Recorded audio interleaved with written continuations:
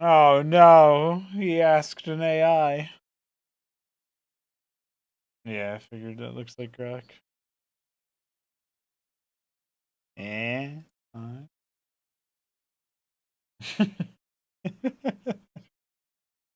All right, luckily for you guys, listen. Luckily for you guys, I only had my audio on because I knew you guys weren't done with your conversation, but the stream is live, so let's now you guys are back on. No let's clean it up. No need to talk about Cubans. That would be rude. It reminds me of a tournament match that Jujic admin and Shambler it was Shambler versus Smarty Cakes, and Jujic said that he used a slur, and I said, "What slur?" And then Shambler said, "I called him Canadian." And I just thought that was really good. That is very funny. I like that. That is pretty rude. Exactly. So, yeah, we are just about ready to get started with our D&D session here. That's why we're here, not to talk about J.K. Rowling. Let's talk about anyone who want to do a session recap and talk about that incredible session that you guys had. Where there's quite a good set of celebrations. I think that was Fred. Session recap. Are frogs medicine? Yep, that's right. That is a good question. Yeah, I didn't do my research. Well, after the heavy amount of celebration, there was also, it's worth pointing out, a good amount of conversation with Augustius, who seems to be have extricated himself from some clerical duties and is now free to pursue discussion with, or perhaps even adventuring alongside the rest of the party, while those other three monks end up sort of shuffling around and taking care of themselves here for a time. So that was one thing that happened, sure. But there was a lot of celebration, there was a lot of conversation, and you guys sent me a bunch of music. That was a good time. I think we're about ready. Any points I missed that anybody wants to bring up? I made a lot. I think the most important thing is we had fun. Oh shit! He ribbited. I thought he was going to talk about how he managed to get brother to actually carry in. You said we had fun. I mean, that's pretty fucking important, but yeah. No, he said the most important point was that we had fun. Yeah, but that was Lucy who said that. Three Crow ribbited. Yeah, I made. I didn't hear the ribbit. Yeah. I was too busy having fun. Oh shit! My eyes. This is not good. Fun is only allowed if it's illegal. I've seen Remember this map before. We are so gonna have to fight a hell portal in this thing. Dude, Ulrich was the final boss all along. Dude, you guys are absolutely effed because I don't have any speak with animal slots open. Oh, is this how we Can't get speak Gerbil? with Fred. And I'm I have not augury. Well, I guess he's not gonna be happy if he has to fight in a church. Rip. So we had just Rip, finished having a. I was gonna say that too. Wait, what happened? What did I miss? Because Augustus said rip, and I said it's not rip, it's rib. Ribbit. Yeah. So, we had just finished with Jason taking a look at some druidic and recognizing the runes and sort of reading them aloud as the priest Ulrich reached into a compartment in his desk and pulled away with a frog.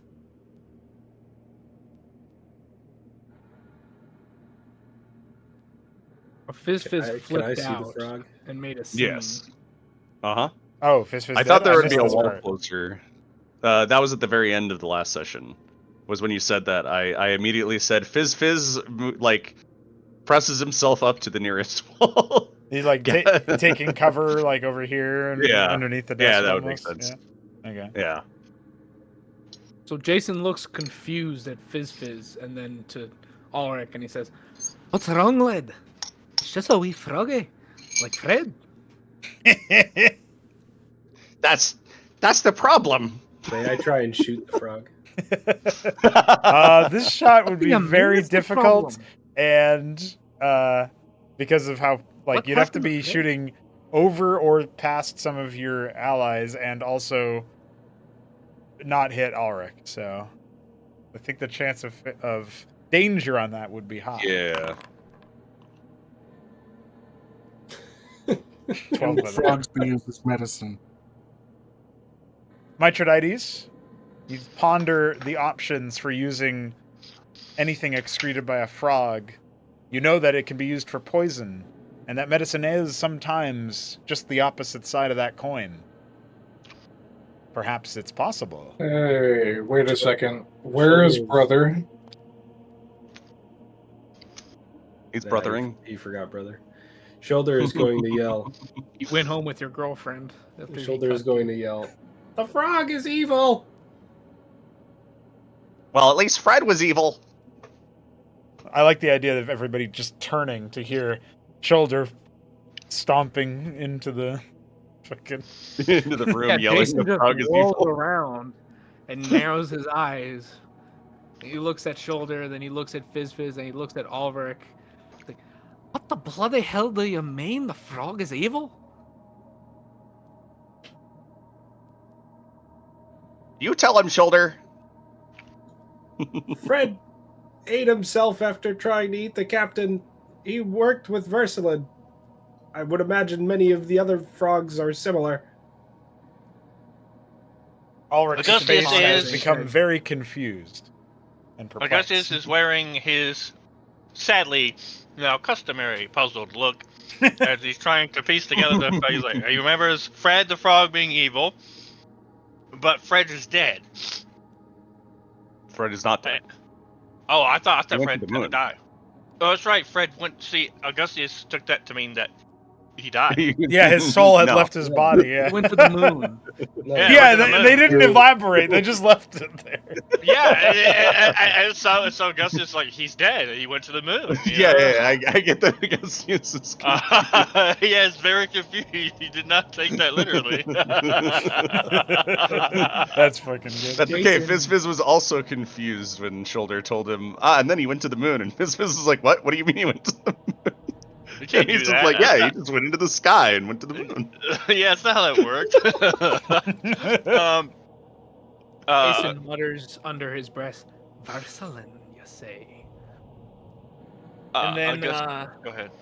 he holds up the paper and he says, "Well, lad, considering your friend said that he found these here runes on a rock with a black goat, and they mention your name, I have to ask, what exactly you been doing with Versalin and her evil frogs?" Oh, the runes mention the priest? No, he's referring to Shoulder when he says Oh, okay. they mention I- him. I didn't know the frog was evil. And then I asked him, and he said yes. Turning to the priest now, Jason says, "Forgive us, Father, if it's a bit odd but we'd like to investigate this frog before we let you consume it. That'd be all right. Oh, heavens, He looks so very confused. Having only overheard a part of this conversation of yours, I must ask, is there something particularly evil about frogs these days? He's still clutching the frog, but his grip seems to have relaxed just in time, enough that he might be considering passing. Well, I don't know, but please just put it down. Please. If you recall our conversation, Father, there are many foul creatures at work in that forest. I wouldn't be surprised if frogs be among them. So perhaps I can be of some assistance. And Jason reaches into his clothes and he pulls out some shells. If you had just hold off on doing whatever you were going to do with the thing for me to read the signs. And then he throws the shells onto the table. When he does so, Mithridates may recognize some of this. There's many symbols painted onto the shells with several different colors of paint, each shell having one symbol on each side. And many of them are similar to the runes that were on the piece of paper, while others are more local. Like Augustius might recognize the sigil of his god on one shell, or Benson, the mark of Lathandar, and Mithridates might perhaps notice the symbol that he saw Jason looking at the docks on one of them. So Jason throws the shells into the air to land in a scattered formation on the table as words leave his mouth that sound like a mixture of branches breaking and the waves crashing against rock as he casts augury. And the question being, he says, I can't find the little poem I wrote. Basically, the question is, will the father taking the frog medicine bring pain or good? Okay. Well, the first things first. Ulrich backs up from his chair, leaving the frog sort of docile upon the table, just not expecting this display. But eventually a look of recollection or recognition crosses over his face, as if perhaps he's seen this particular magic before. I'm trying to think if anybody else would be familiar with it. I think that's probably for you guys individually to decide, but I can probably say, like, my gut reaction is maybe Augustius would have seen augury with the monks. Maybe Mithridates would have encountered it before, but I don't think any of the other characters would necessarily have. I guess maybe Fizz would be, depending on if they did this sort of thing in the war. Right, back in... Yeah, but this... I assume augury can be done in many different fashions. Yes. So I don't know if you'd be able to recognize that it's... that's the same kind of thing, but just like with a different divide, like he's summoning some kind of fate from a different source, right? I think Augustus would certainly be able to be like, okay, this is clearly some sort of divinization. Some primitive divinization. Yes, and smelly. Oh wait, never mind. I mean, smelly. I mean, these are shells that he got from a landlocked area, so yeah, could be. Be stinky. Yeah, Augustus will put dots together and be like, "Oh, another reason he stinks. He's a druid."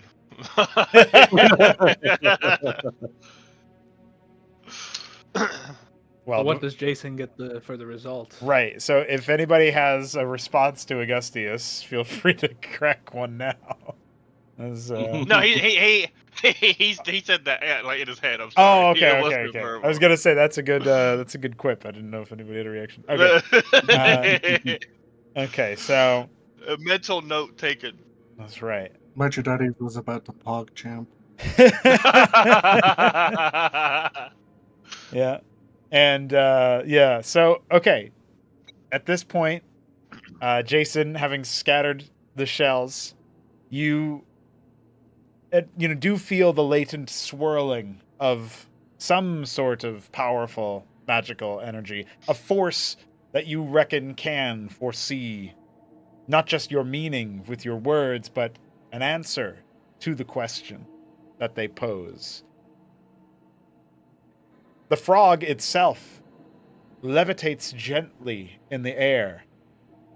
It's not going to look like necessarily a response to anybody else, but you, Jason, you'll have that divine knowledge, that information, that the frog, in this case, does seem to be an omen of mixed messaging. The positive, the high priest will be healed by using its secretions, but the negative, the confusing, this frog is too evil, just as Fred was. Jason will squint at the signs that he has read in the shells, and then he will scoop them up back into their pouch, and he will say, "Father, I'm going to have to ask you, who ordered you to take that medicine?" And then he will draw his sword. Well, this doesn't make any sense, he says as you draw steel. I was given this medicine by an agent serving the captain of the guard, Garibald. Not Gyarados. Father, I see. where might this fellow be? I know it not. I regrettably did not get his intended location. Not after the ceremony, anyway. He seems to have retired early. Perhaps on a different mission. At this, Jason will say, "Wherever he is, it can be up to no good. This beast is tainted by Versalin, although it does have the capacity to heal you. Probably at a price." You can tell all that from some shells? It's not the shells, my Traditis.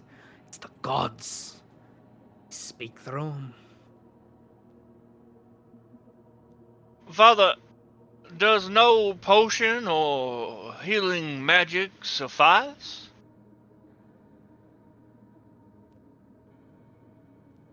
It just hasn't seemed to properly mend me up. But I'm sure it's just some malady that I've caught again and again and again. However, if this frog is tainted, it shall be no relief to me. All right, then.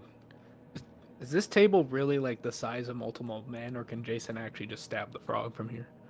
It's a very large one, clearly ceremonial, but All right. as if in response to your silent sort of studying of the length of it, the frog, having been, returned to the table by, from whatever levitation had possessed it, hops over to within slicing range.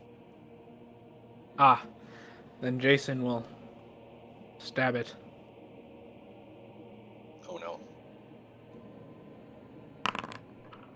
And he'll do both. Oh, that's a fuck you.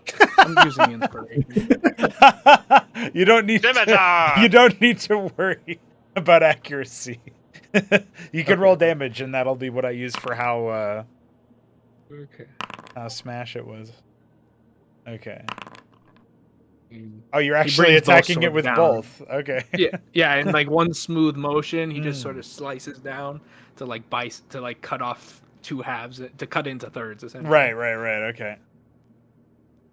All right. So, Benson, as you approach the father, you will, as you know, probably as a result of peripheral vision, see the frog be grimly sliced into thirds by the twin blades of Jason.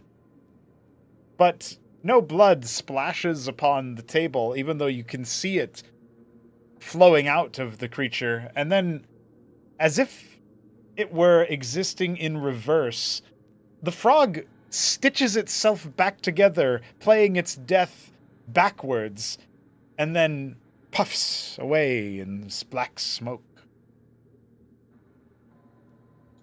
Hey, that one didn't go to the moon. I told you it wasn't a normal frog. We need to Ah. find this Garibald immediately and take him in for questioning. Well, let's see Uh, if Benson had anything to say, because he was moving towards the father when that happened. Yeah. Ulrich, I fear the worst. Please accept my blessing, and I will immediately put my hands upon him and pump 5 points to cure any diseases on his person. Very good. Okay.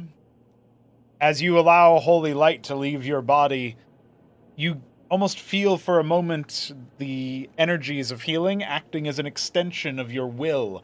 And searching through the father's aged body, you find this evidence of divine restoration, this sense that this is a vassal of a higher power who has made good on a fellow promise, life well lived, rewarded by a just God. And then you feel this more sinister presence, not of Ulrich's heart, but perhaps in it. Some sort of malady indeed. You feel this ill omen, as if to imagine that this thing implanted within the high priest will slowly choke him out despite divine restoration. You are almost immediately sure that the father has been cursed. Benson shakes his head in disbelief, and an immediate attempt will cast upon him protection from good and evil. As you do so, there is that sense that the strange taint within his heart is muffled or perhaps slowed, but you can sense its presence all the same. And he looks upon you with a sense of surprise, seemingly recognizing the blessing and the change in the arcane energy, and he says, "I do thank you, Brother Benson, but it has not been of much use yet."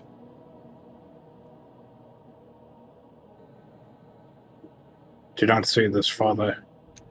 There is perhaps a stronger healer among us. Surely the temple has access to someone of greater restoration. He looks at you with a wizened state, and you can tell there's a slight little smirk underneath that beard as he says, "It is being worked upon. Many of our clerics and healers moved on after the law took such lengths before finally ridding us of troubles of crime. And of course, you helped a great deal with that, so when they arrive, I'm sure I will be still thanking you and your party."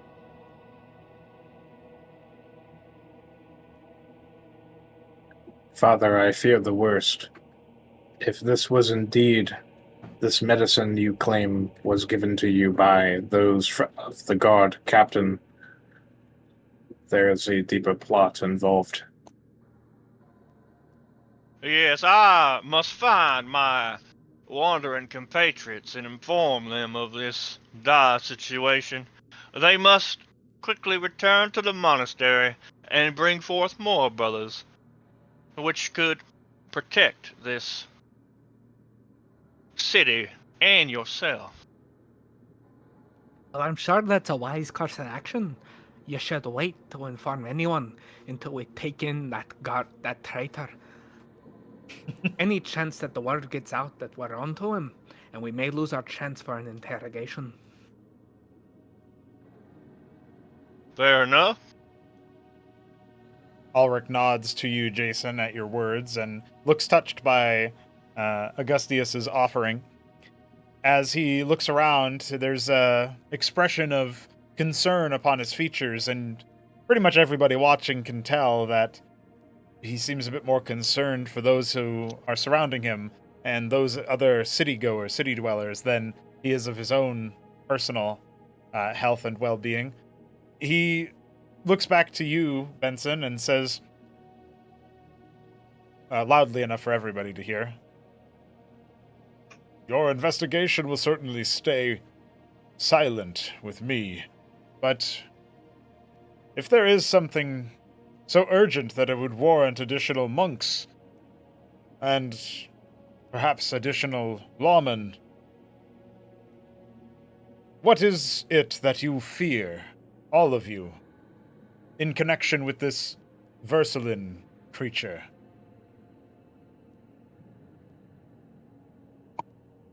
Unholy gods, Father.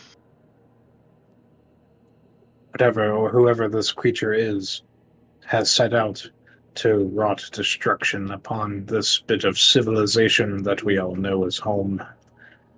And you, Father, they are targeting you first, for you are the figure of wisdom that leads it all. I would recommend that we gather the paladins and have them protect you while we investigate this. Now that the frog has been dispatched, there is no knowing what will come next.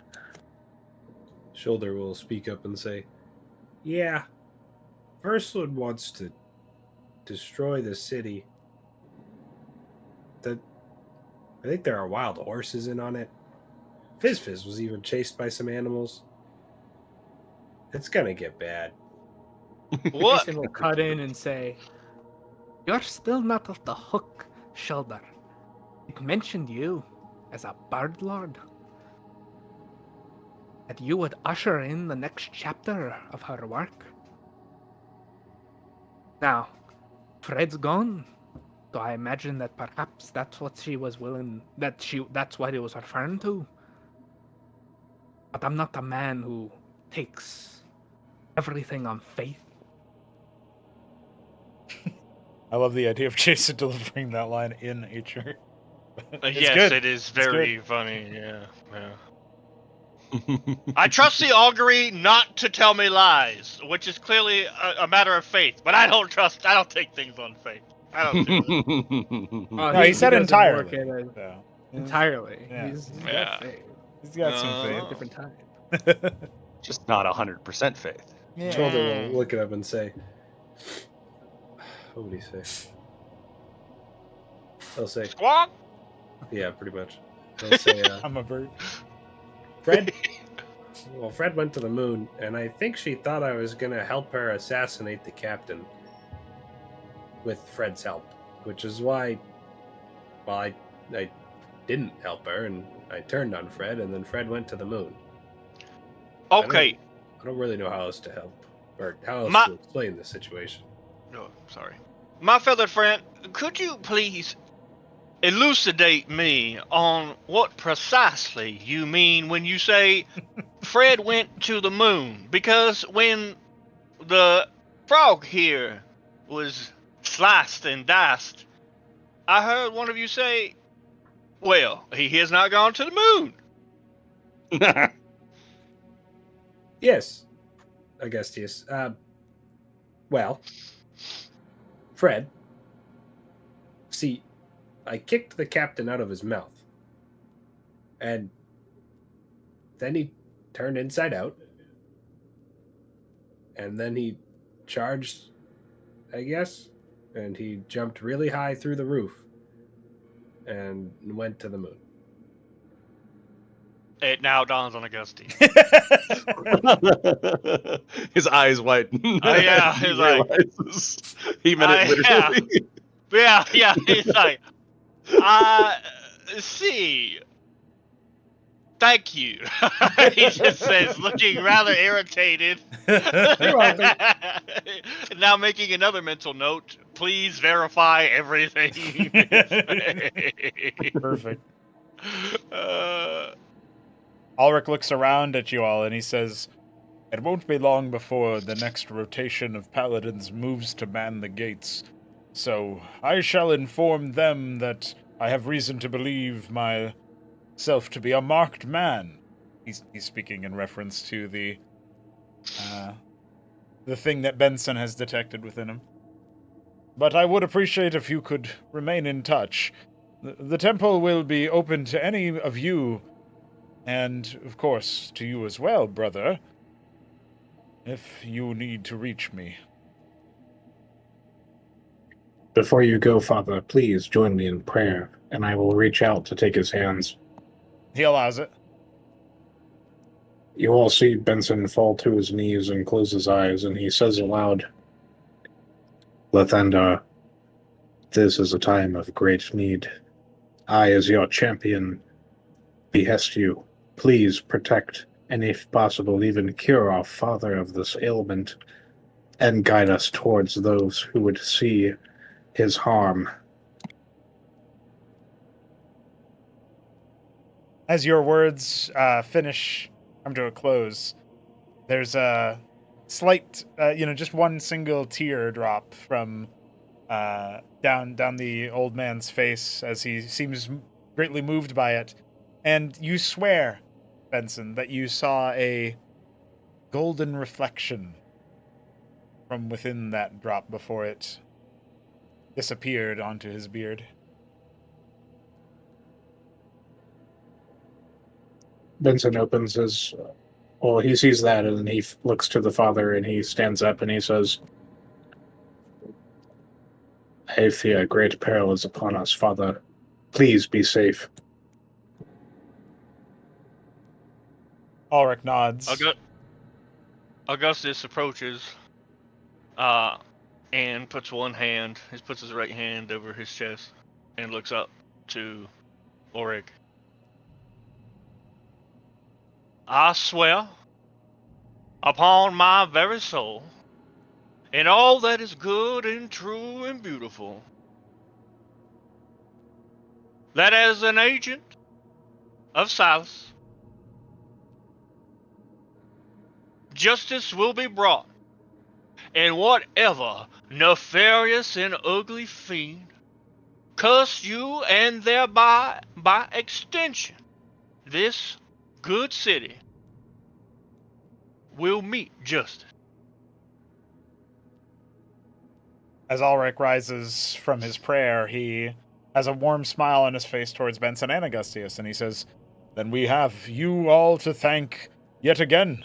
I suppose the next time I see you, it might be at yet another march through the town."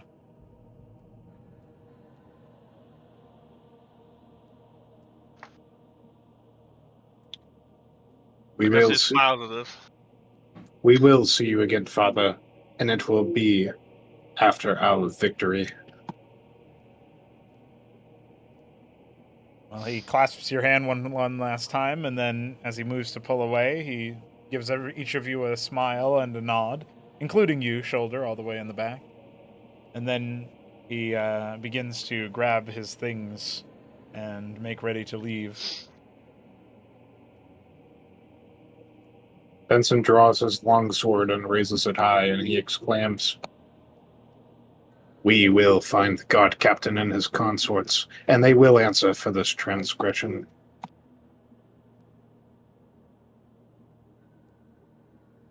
And I have just the tool for this occasion. Wiggles his And little let's be fingers. off then, and quick.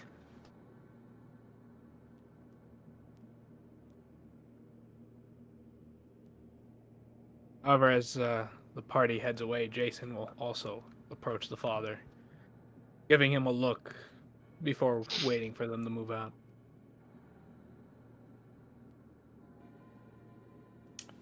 Can you say that last sentence again?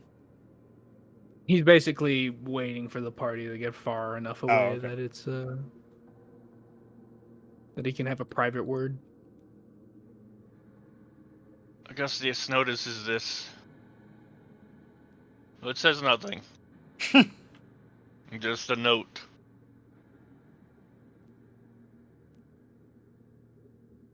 Aphrodite's watching. Aphrodite's is Metroides doesn't know what to think about the whole situation. He doesn't know where to go with who.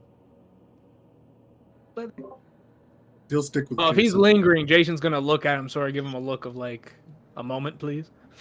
Oh. Metroides will take the hint. As the party heads off, Jason will say to the father, I meant what I said when I love it.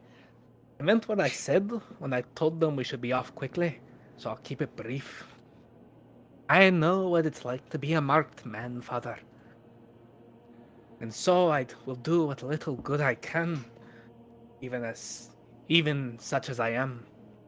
And Jason will take his sea stone knife and prick his fingers. One of his fingers, drawing a good deal of blood, and say to the father, if you'll just hold still, perhaps you can have more than one. You can have more than one prayer in your corner. And then, if the father doesn't stop him, I just want to note, Augustus, he's can't hear, but he's watching. He's watching. hey, do I notice Augustius watching? You're pretty focused, I would think. Yeah. And Augustus hasn't moved or said anything. Yeah, Oh, he's does tiny. the father react? So the father's Blends in with the carpet. yeah. The reaction of Ulrich is seemingly a bit tense at first, and though he does relax and seemingly indicate that you're free to do your blessing, but he's looking at you quite curiously. So Jason will rub salt into the blood from his salt pouch, and then he will make a sailor sign across the father's forehead, and he'll say the following prayer in Druidic.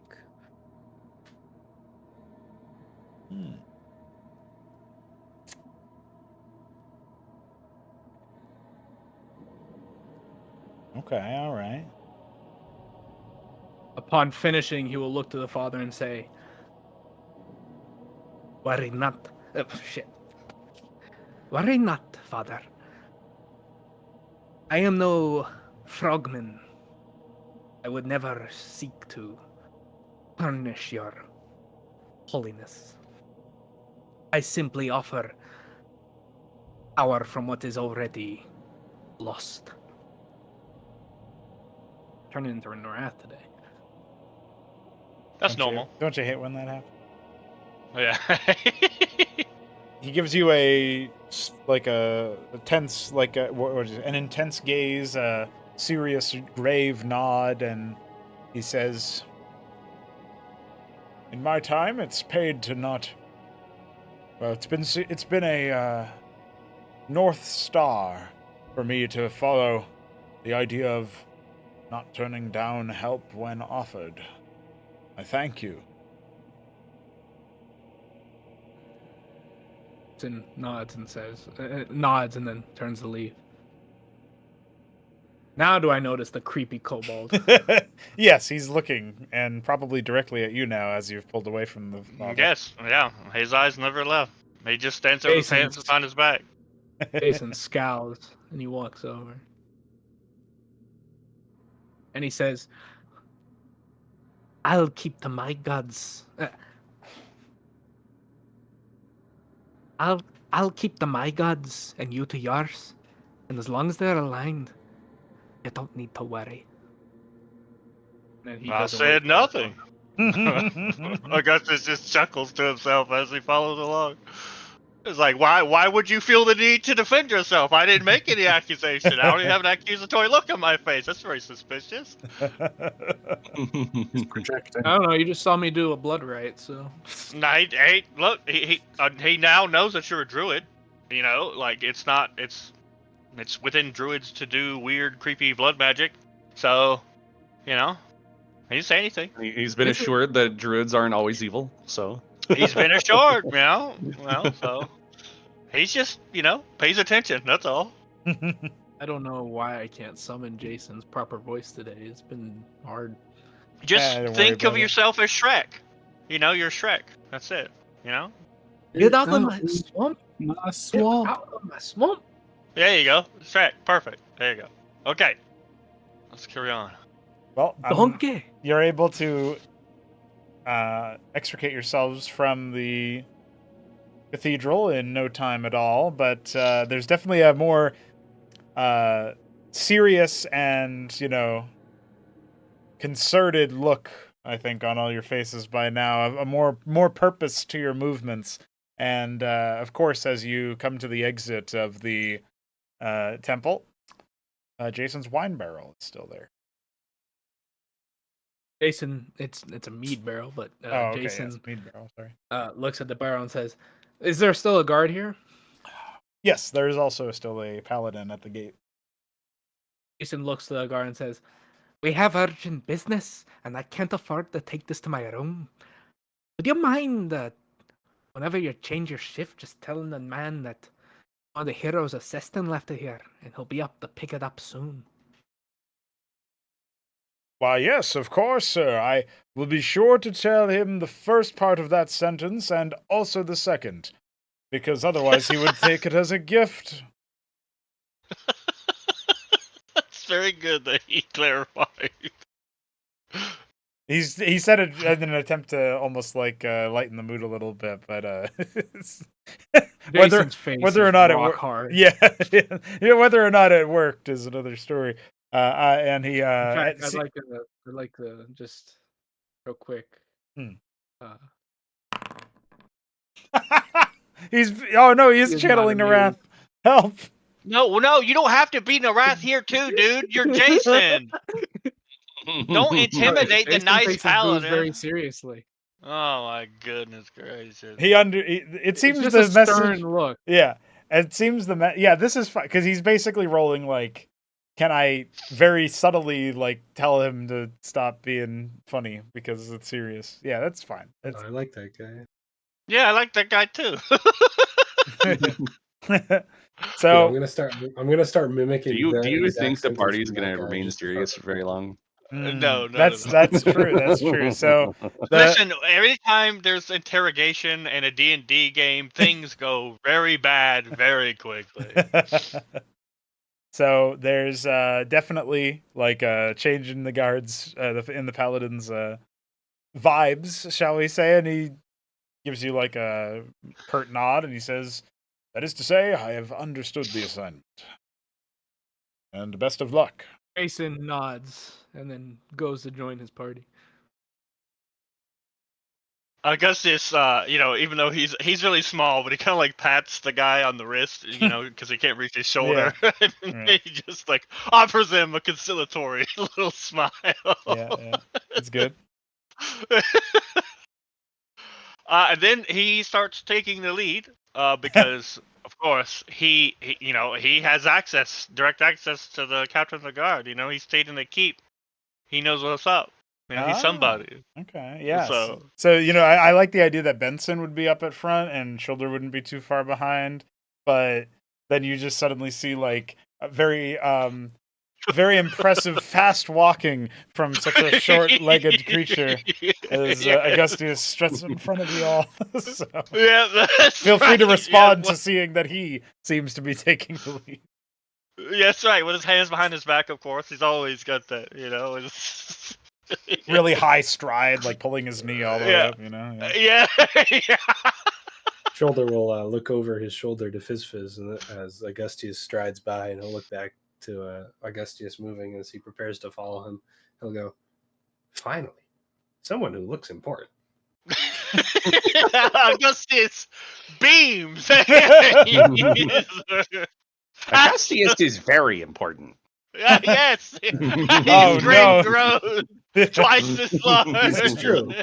The first Yeah. time I saw him, he punched Jason in the face. Yeah, somebody has to do that. It's a very important job. Yes. I guess this is glowing. He's glowing. He's never been so happy. I like how this Augustia went seems from- to have gained inspiration somehow in doing all of that. Oh my god. Base, super base. Augustius could face a god right now. Yes, absolutely, dude. No problem. Just staring down in the face. I'm the god of the abyss and death and despair. And Augustus is like, I don't give a fuck. Nice.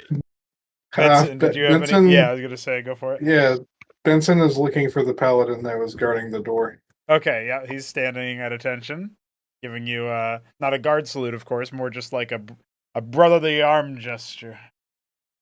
Yeah, well, I bypass his arm gesture because I still have my sword out, and I clasp his shoulder with my free hand, and I look him very intensely in the eyes, and Benson says, "Brother, father is in danger. I know not the specifics just yet, but we are on our way to find out. It is your sworn duty as a paladin of Lathandar to protect him. Go and be by his side, and make sure that whoever replaces you does the same." Without a word, and with a very serious look on his face, the now inspired paladin gives you a very firm nod and kind of like, shakes your arm sort of thing, kind of, and immediately starts to move with pace, with purpose, into the temple. Benson is satisfied with his attention to duty, and then looks towards Augustius, and he says, "Brother, can you lead us towards the guard captain or his agents?" Why, of course. Don't you know how important he is? Of course he can. Yes. Brother Benson, don't you know how important I am? Then let us see the fruits of your importance, brother, for we have a And- grave foe ahead. That we do, he says, immediately serious again. And he just struts his little lizard stuff to the keep. Well, you'd probably be going, if you're trying to get at him outside the keep, just in case he's there. It's on the way. That would be the captaincy. So No, okay. that's we'll go where there first, then. you would have met him there more often anyway than inside the keep. So we'll take you Alright. guys to that location. And I'll quickly see if I can grab some background sounds.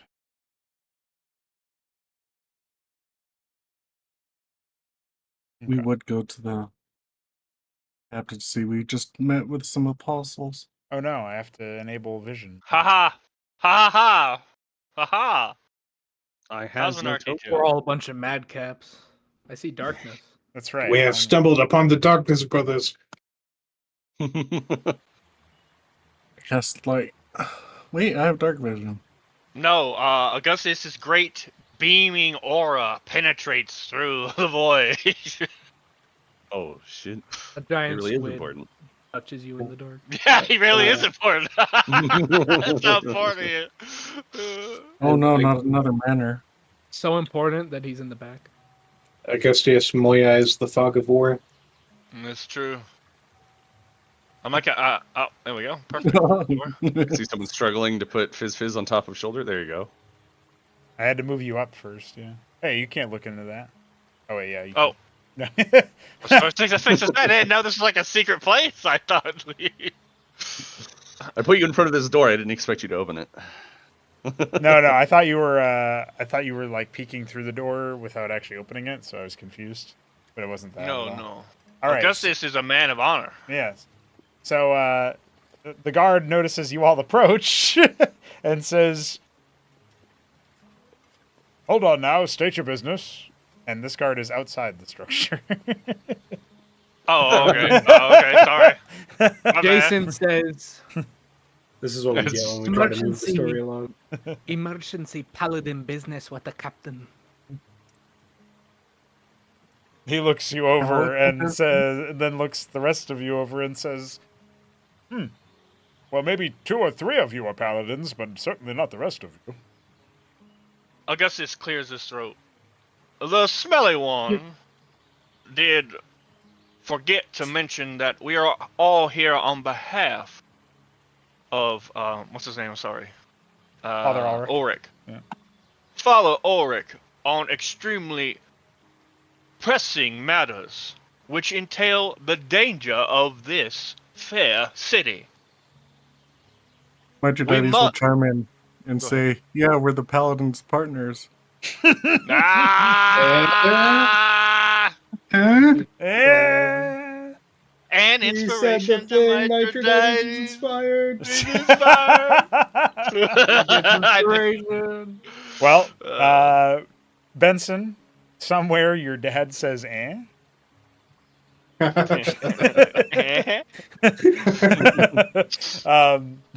If only he knew. So Shoulder will pipe up and yeah, say, he'll look to the guard and he'll say, "Let us in, brother." It's in Benson's voice. Of course. He'll Only look, the brother. he'll look at Shoulder with a surprised expression and says, "Well, they did tell me you can do that, but it's still quite impressive. The captain is in a meeting right now, but you're free to wait inside." And he moves over to open yonder door.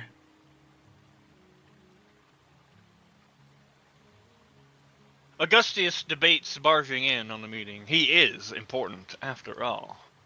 There is a formidable-looking guard, but, you know, you're important enough to potentially try to push him down if you wanted. Of course he's important. Now, the captain's name is Garibald? That's his surname, yeah. Okay. Benson gives the outside guard a stern look, and he says, "Brother, have you witnessed any strange behavior lately?" I'm sorry. So he just heard this guy's voice out of the other guy, and now he hears it from the original. So he hears it coming from a bird. Yeah, he heard it coming from a bird, and he looks and then he asks about strange behavior.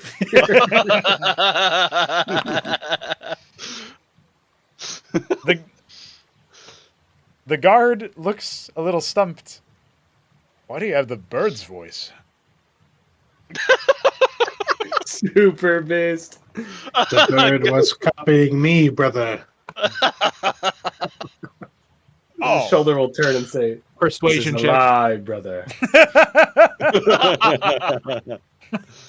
You can tell that the guard seems a bit overwhelmed by what's happening. Augustus just sighs.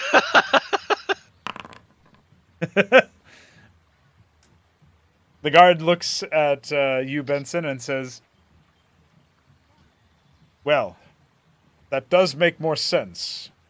As far as strange behavior goes," he looks back to Shoulder. He gestures with his spear. Shoulder. Yeah, I just did. The kobold and the birdman with the other kobold. Shoulder closes the door. I understand that our appearance is sudden, brother, but have you seen the guard captain or Garibald acting any different as of late?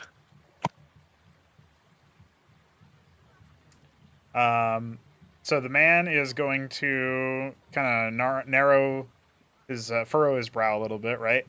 And he looks at you, Benson, and he says, "Well, I swear, I've only seen him so focused when the bandit scourge had initially begun. I think victory has reinvigorated him." Well, I should hope so, brother. I should hope so.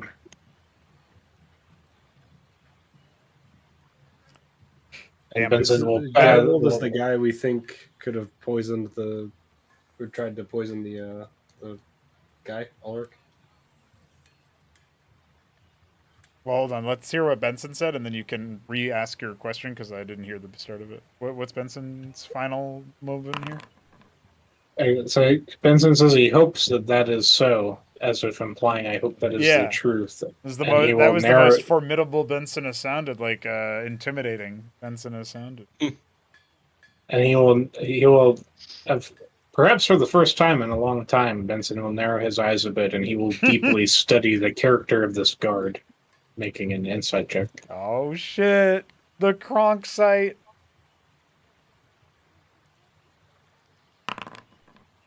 Okay. It's got a 3 in it. It does have a 3 I in thought it it, was mid. but I'm giving you a situational bonus because of your role playing. So that's got a 5 in it now. Oh shit! 53. I thought he was gonna be like, "Oh, you gave me plus 12, by the way. Thanks." 25. Okay. No, Benson, this guard seems entirely unaware of any sort of plight that could be going on, any sort of negative aspect. For all you can tell, he seems to be a good-natured and good-hearted warrior, but one who may very well be blissfully unaware of any trouble. He seems to have already had some fun at the celebrations, if you can, separate the smell of any alcohol in his breath with the smell of any Jason. And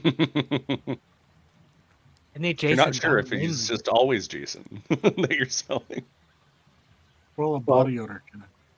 Getting the impression the guard is unaware, Benson will just say to him, "Just be aware, brother. I fear there is something wrong among us.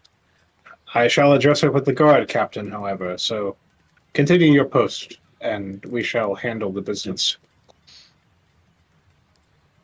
He gives you a nod, now understanding that perhaps something truly serious actually is happening, and mans his post a little bit straighter.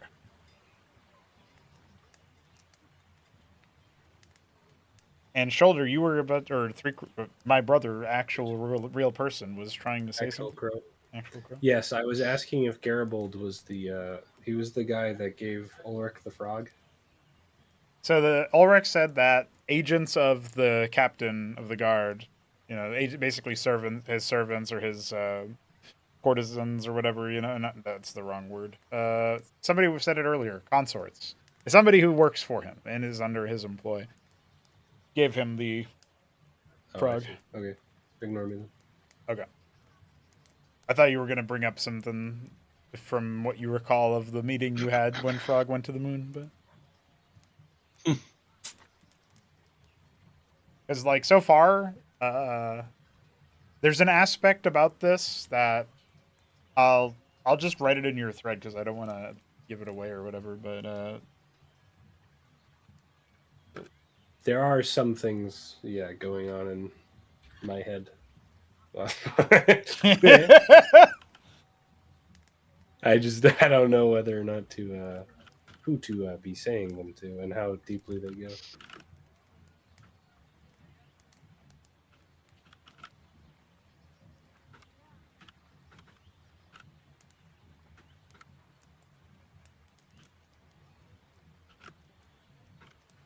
I'll just leave that in there, and basically the implication is something... there's something confusing here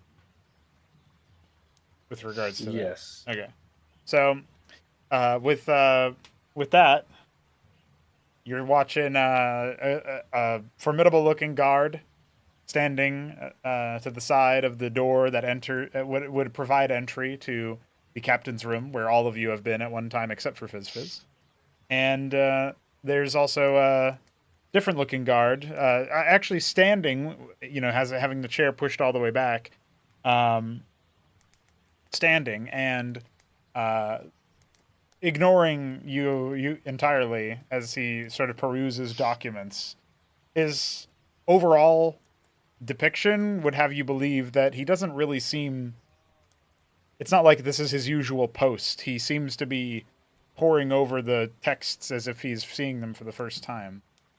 And Jason rolled an 11 on a perception check to study weapons of the guards to see if he recognizes any of the steel. Oh, nothing that you can immediately look at and say, yeah, that was mine.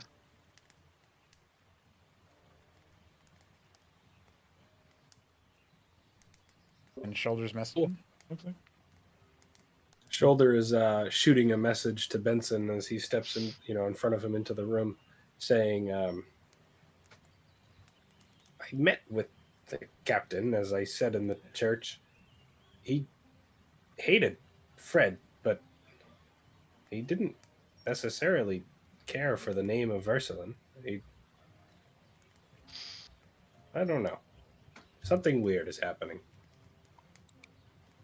Benson will glance back to you and then reply in the same whisper.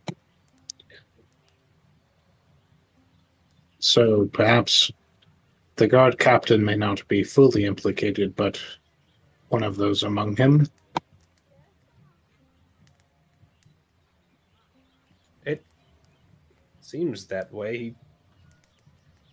I don't know. He was attacked by Fred, and he knew of Ursuline, but obviously being attacked by Fred means that he could not have been allied with Ursuline, surely.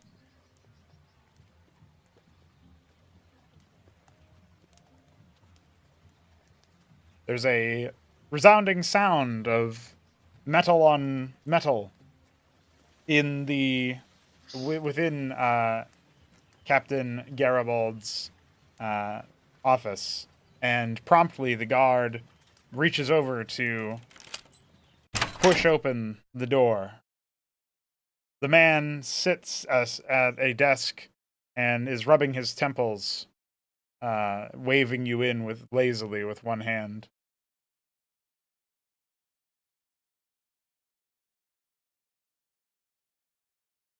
Gilroy Garethos? That's his first name, is Gilroy. And its last name is Never Garibald. trust an elf. I see this day has wrought you much distress as well. It's almost as if your voice adds to it as he rubs his temples more intensely. He looks to you all and says, "Indeed. What may I assist with?" Jason Well- says, He's going for it. I regret to inform you that your stress will now be added tenfold. The good High Priest Auric seems to have been cursed. There are terrible forces at work that wish to, bring ruin to this city. The guard stands have- up and looks at you Go a little bit easier, to look at you a bit easier over his desk. And he seems to be studying you quite intently. But he hasn't said anything yet. I have some questions for you, good sir, regarding a certain frog. Anyone watching the guard captain will see him visibly shudder. Yes, I can imagine it was a most unfortunate time.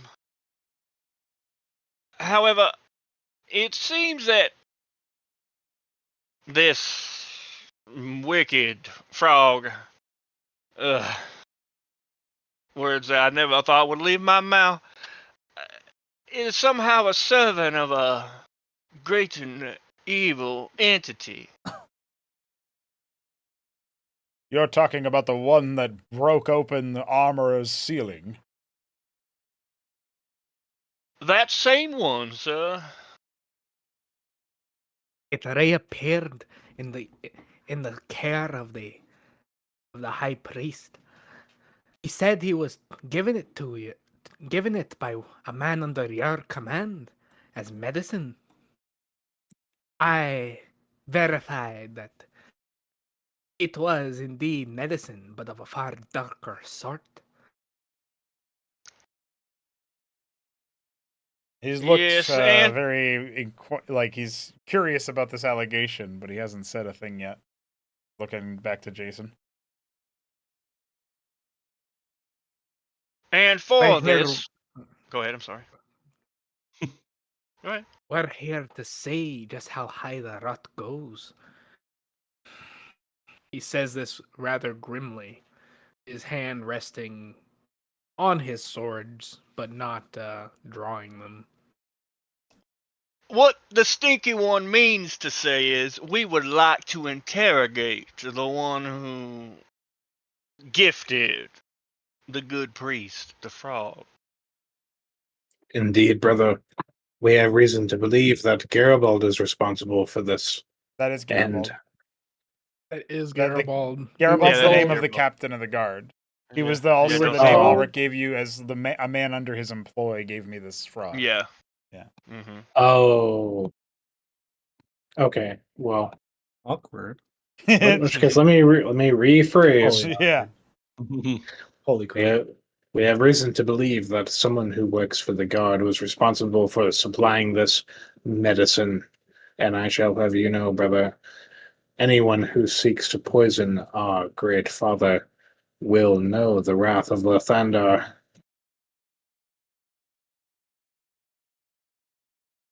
All right. While he deliberates on his words,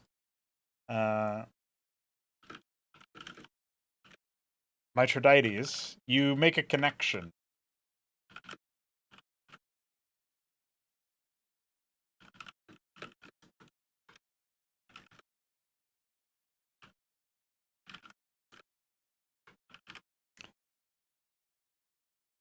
So, your opportunity to speak on it for now, or if just save it for later.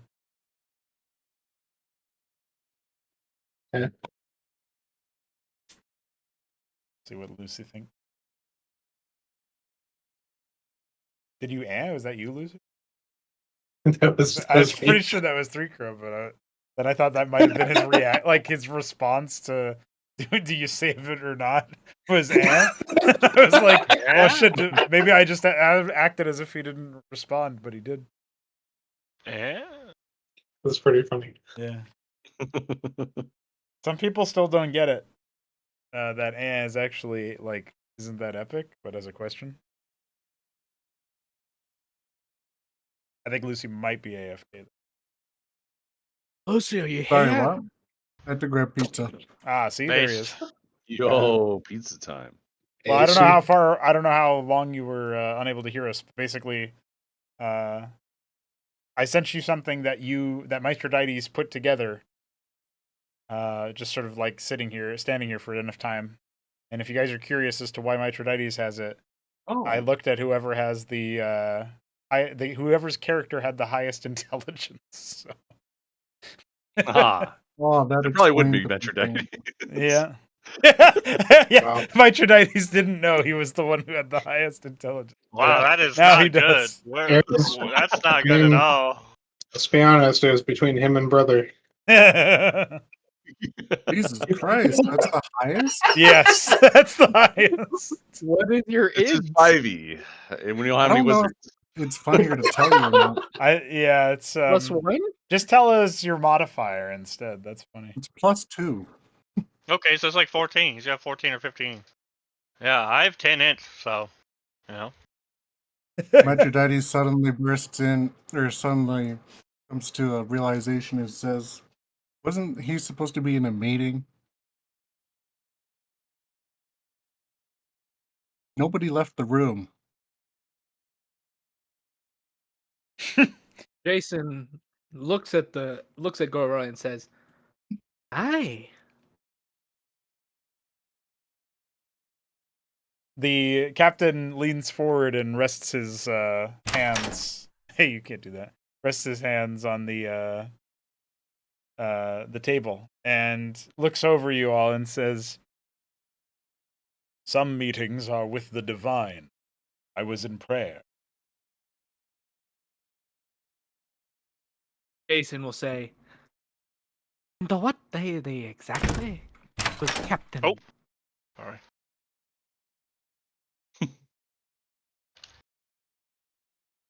I will insight any answer he gives. The man sort of leans into his desk just a touch more and sort of moves around some papers, revealing the holy crest of Lathandar. He looks up at you expectantly. Something about his unwillingness to speak the name of the deity is giving you bad vibes. I'm sorry, Captain. I'm afraid I didn't quite study my symbols very well. Do you mind just saying it out loud for me? In my good ear. And Jason sort of leans his head, like tilts his head to show an ear. Yeah, Augustus is equally as perturbed by this.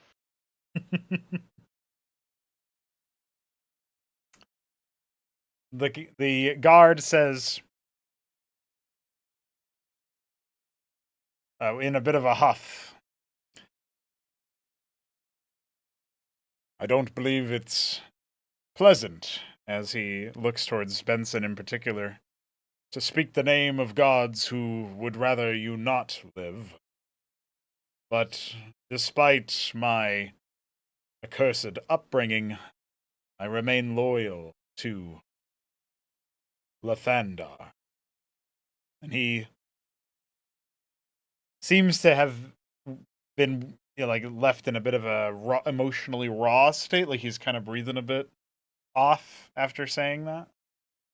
But what check do I make to put together what he means by accursed upbringing? Is that history?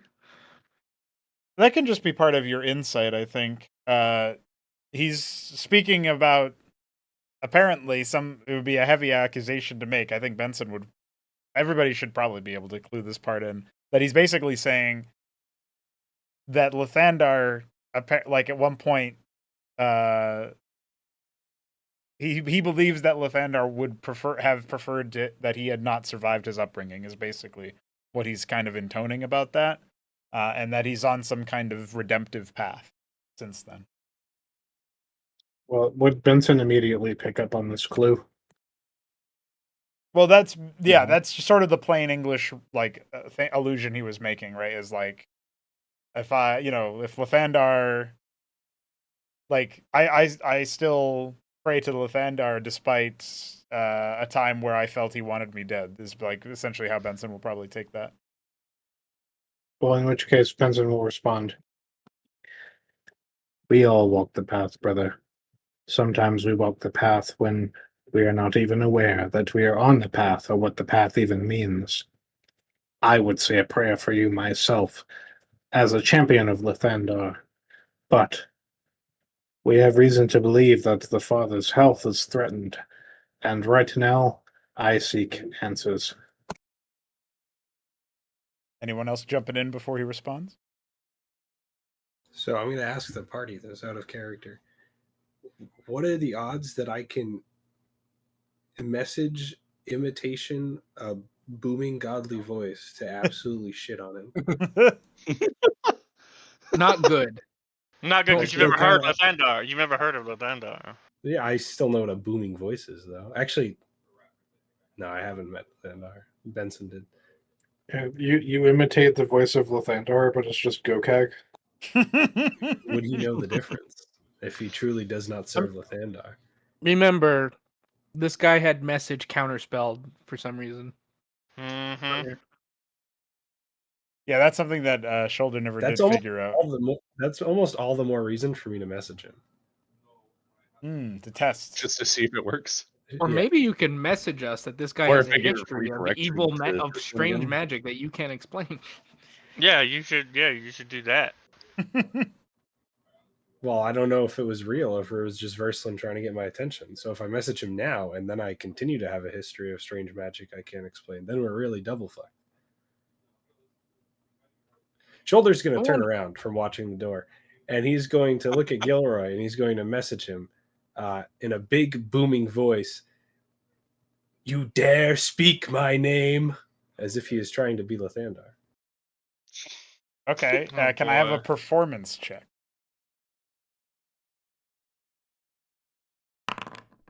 Wow, that didn't work. That didn't work. That's 3 2s for 2 3s. You know what's so sad? He got lower. No. He got a natural 1. But You rolled a I gave him a situational bonus that is like, because of this specific thing, is quite high. But if the bonus was not there at all, he would have lost. He rolled a 5. Wow. So, that's pretty good. Major Daddy's assists. If only. Messages are too stealth to be. It's I'm it's like concentrating on guidance. What's the odds I could use that? you can use that, but what are the odds that it upsets the difference? You can try. It's just 1d4. Right. Apparently, the gods did not Wow. want you to pull this one off. No, they sure did not. So, Leave the Lathandar is offended that you've mimicked his voice. okay. Fuck Lathandar. You dare imitate me? Except Shoulder now hears that in his head. The guard, the captain of the guard doesn't seem to have a reaction to this booming voice, but you hear something in your mind, and it's sharp. It's, as painful as a message can be, as distracting loud as a message can be, and it's not really comprehensible. It's like the screeching of steel being pulled apart. You recognize it as a cry of pain, as if in reaction to what you had sent a message for.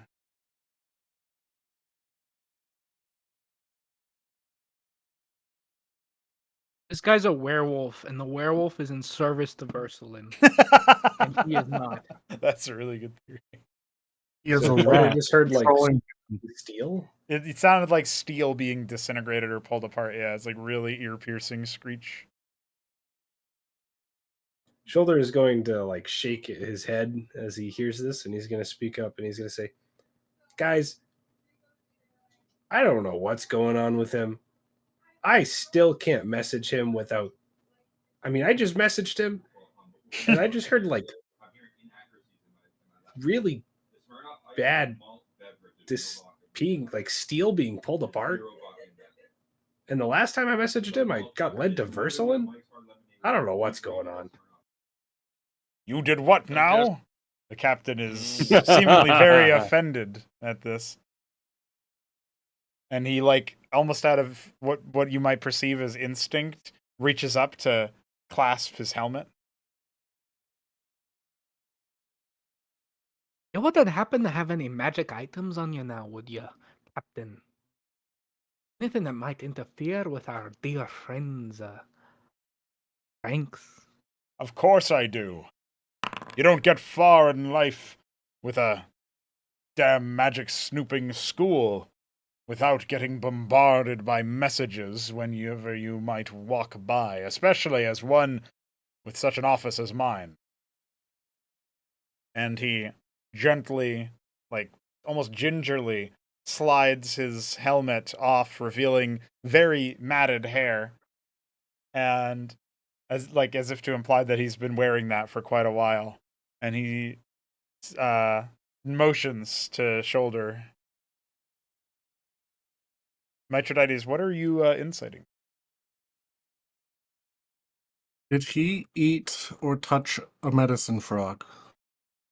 You're just gonna know that Oh. from looking at him. Is he possessed? You're trying to see if That's you a good can question. figure out what's going on with him. So far as you can tell, Mitridates, he is still his own person. He still gives you the same vibes that he gave you in the tavern before your journey had truly begun, when you and Jason had returned here once prior to linking back up with Shoulder and Benson. Same shifty vibes, but nothing more than that. Okay. That's all. So he was always possessed. Yeah. How Now far these- back Well, does that this doesn't make plot go? sense. If he was possessed, why did they try to kill him? Yeah, no, that doesn't make sense. I don't think he's possessed. I don't No. think he's actually an enemy of civilization. No, I don't think so. I guess another thing I should probably have to. I guess I have to put in Mithridates' thing again.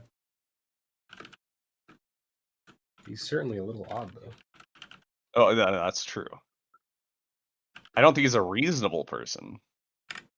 As far as long as we're talking about animals and connections with animals, there's another insight for Mithridates. I don't know that he would speak that aloud. Right, yeah, that's fine. I thought that was a funny thing to point out. Benson, were you? I saw you stepping forward. Were you prepared to say something to the man? Yeah, so Benson is gonna come around the table, but not aggressively. He will approach the guard captain. He will say, "Brother, will you accept my blessing?" Why wouldn't I? Maybe it'll shield me from whatever I'm about to hear. And he motions to shoulder once again to send him a message. And then brother will close his eyes for a moment, and he will think to himself, Lathander, grant me the opportunity to prove this man's innocence.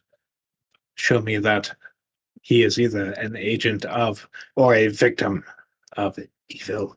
And he will reach out and cast protection from good and evil upon him. That was pretty cool. I do have to That was point out pretty you cool. did open that up by saying brother instead of Benson, and so that really changed the feeling of it. Brother. Like I was imagining the dog doing the blessing. Yes. Brother. Because he said brother closes his eyes and thinks to himself. Yeah. Oh, shit. Yeah. It's like, Yeah. thinks to himself of food. Brother. Shoulder will. It is. This Shoulder picture is a will- good jerky. Shoulder will message him, and he will ask, "Do you know of anyone who would do this?" Do what? He says out loud, but clearly in response to thaumaturgy. Benson, your protection from good and evil, from evil and good, the prayer takes hold around the guard with no immediate hiccups, and he closes his eyes. There's a faint look of, like a brief look of serenity upon his features for just a moment. Nothing about him seems to willfully enact evil, but something unseen controls his strings. Is there any kind of check I can make to gain more information about that? You can give me an insight check. We'll say that. That's 2 insight checks for one session for Benson. That's a new record. He's insightful. Oh And no! he fails them both. It's a 3, though. It's a 3. It's a natural 3. As Benson does his prayer, Jason would like to study the guard captain carefully as well. Yeah, you Shoulder- wrote something about a check you wanted to do. Well, that was Oh. unrelated. That was Jason wants to make a Oh, history okay. religion check to see if You're he right, knows yeah, I whether or read not it. birth one is tied to children of strange births. Yeah, that would be a religion check if you want to make that. But I guess you'll also need an insight one for what you were trying to do otherwise, while Shoulder says what they're doing. All right. He can get on that while I get those 2 going. Shoulder is just going to simply respond out loud. Give a poisonous frog, an agent of Versalin, over to a man of the church. The words eventually reach the ears of the captain, but he's taking a longer moment to ponder inside the religious protection that he has been granted, as he once again equips fully his helmet. his eyes open up and he says,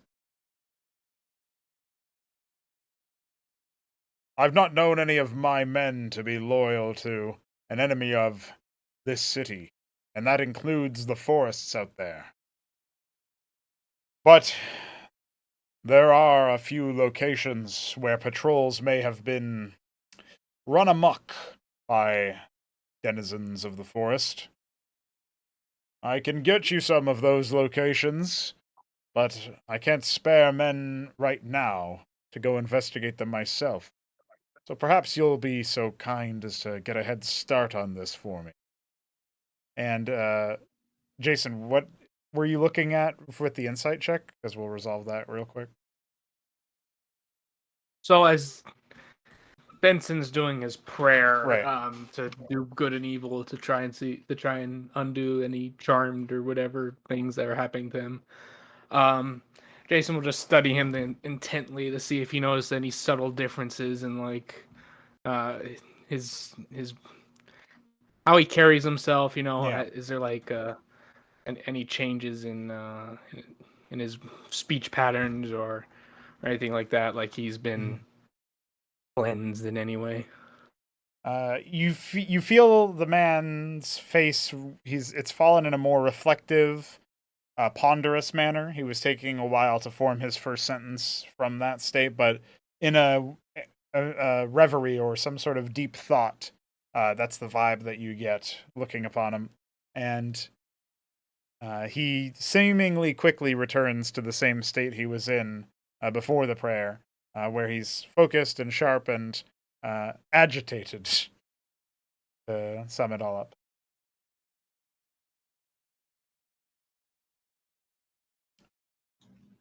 Shoulder will, assuming Jason's done, Shoulder will pipe up to the offer of the locations and say, "Please do. I have a giant spider that's eager for some work."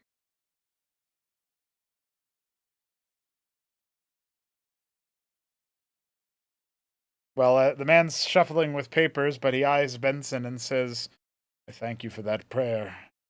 The last time someone performed such rites was many moons ago now.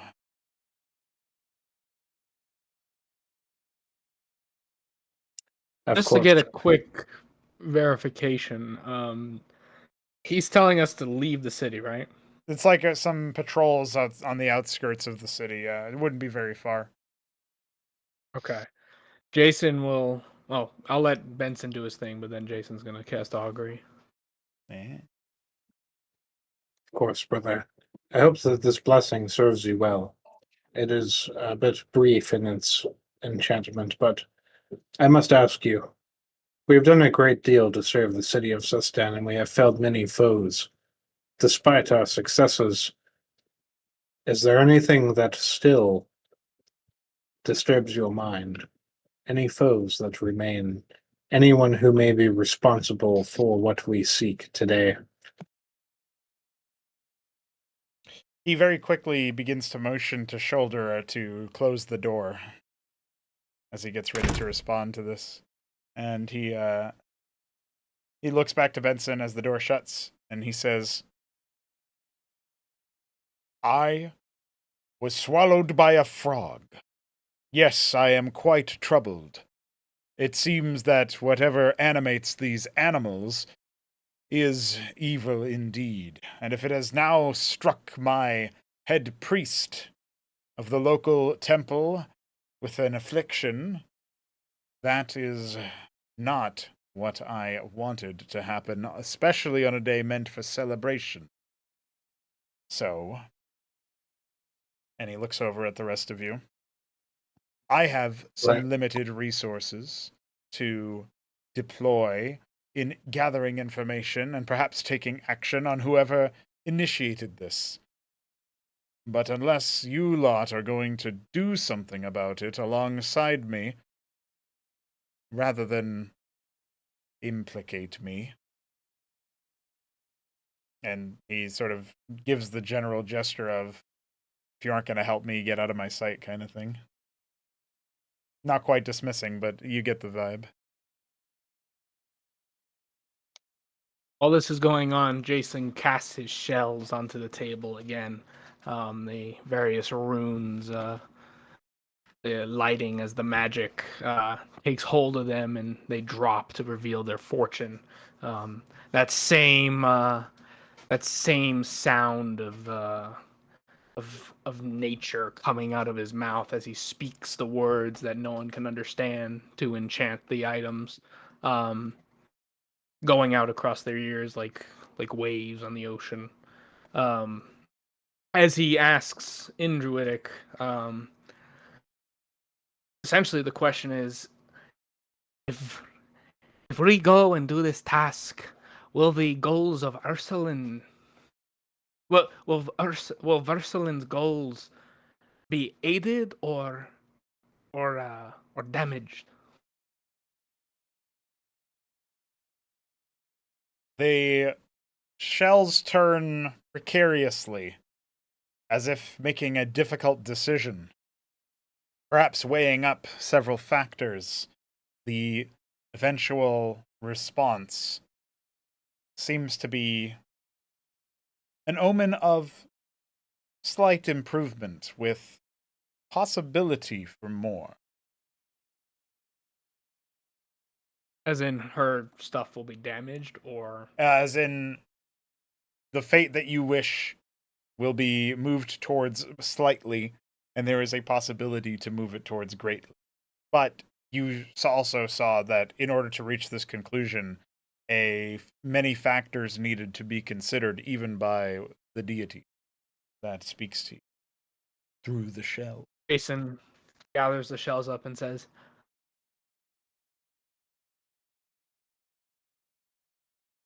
"We shall go out to these places of interest that you mentioned, and we will investigate. Since we cannot do anything since we've seemed to have hit a dead end in finding whoever attempted to poison the priest, this is certainly better than nothing."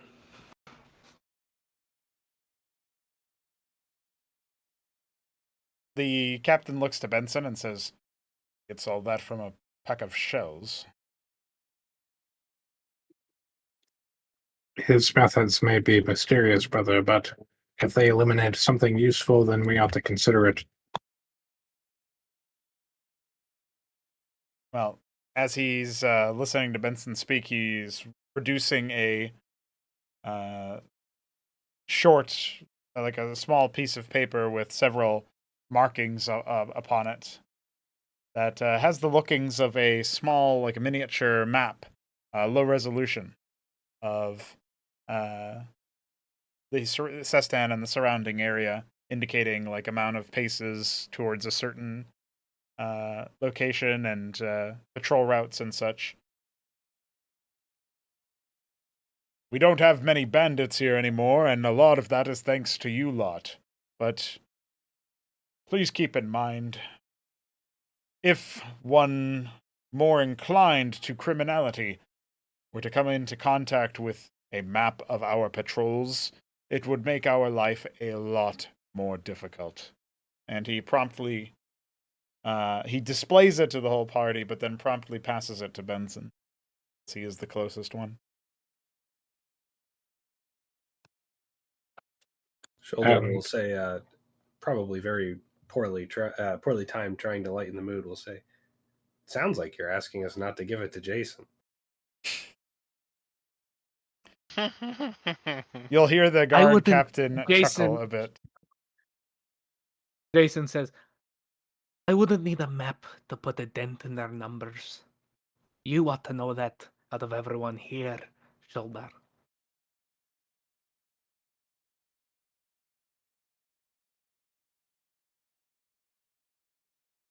Shoulder's not responding to that. Got him. As much as I appreciate the humor, are you completely certain, brother, that there are none among you who you are suspicious of? Yes, you asked me of the things that keep me up at night. There are some unexplained behavior among some of our guardsmen, and I am yet to conclude anything definitively, but I suspect that perhaps, well, that criminal enterprise you stumbled upon is not the only chapter of them. Of course, they are called Ibnar's Arms, and we did not ascertain the whereabouts of Lord Ibnar. He says Lord with like sarcasm, but it does carry the weight of a proper title. So until something of that happens, I cannot rest fully when it comes to this subject. But I do suspect that some among the guard were on Ibnar's payroll. Statistically, it seems like it must be the case. But I have no proof yet. And it seems to pale into comparison to these more animalistic, feral things that we must now concern ourselves with. And he's like leaning forward and organizing more papers rather aggressively. Mankind and other kinds have long availed themselves of resources with which to civilize each other. We've fought against the carnal forces of nature since time immemorial. It is how we all rose to be this level of power and prosperity. And then he looks back up at the rest of the party and says, Don't think I need to tell you that the city is worth defending, as you have already done it a great service. Just remember what you're going out there and potentially fighting. It won't use the same rules of engagement as seasoned fighters or even trained highwaymen. It will be something entirely different. Indeed, brother. If it is too sensitive for the investigation of those among you to be taken place by those of the guard, then perhaps we can blame it upon the paladins of Lathandar. Considering we have recently gained the favor of the public thanks to our endeavors, if you could lead us in the right direction, we will take the charge of the interrogation and hopefully the justice of those who would do Sestan wrong. Well, you won't be able to use any of my facilities, but if the paladins have a place for it, certainly. If you'll deliver the proposition, or give me time to deliberate this proposition, I will attempt to return with a set of names. I want to make sure that I don't condemn just any of the guardsmen to this, as fewer who know about it, the better. I I, don't want to send a rat scurrying with a loose lip. Precisely. I would like to see or try to get the gist of does he already have people he is suspicious of, or does he genuinely need time to consider this question? He So- did admit that he had people that he wants Yeah. that he thinks are dirty. Yeah, Benson is basically asking or Threeker's basically asking if Benson can tell whether that's a stall tactic or, like, he actually needs time to figure out the details. He looks back at you and he's, while you were looking at him trying to assess this, he definitely seemed like he had some names in mind, like gears were turning in his head as he was actively imagining something, right? Like thinking about a particular person at least. It's plausible that he wants to make sure the investigation is done properly and that he doesn't just send any old person to interrogation. So it seems like he is making a sound decision from his perspective, like a deliberate one. Not like a stall tactic. Fair enough. I have instructed the paladins of Lathandar to protect our father Ulrich during this time of seemingly deception. However,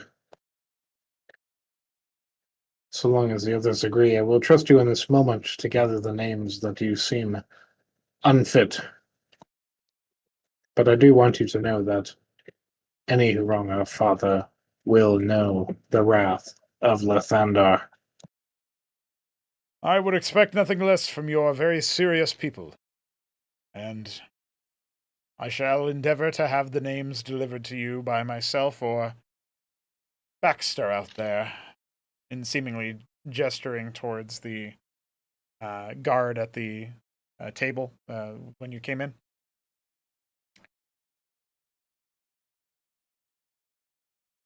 He looks around at the rest of you as if to inquire if that will be all. This is an expression that indicates he's already moving on to his next task.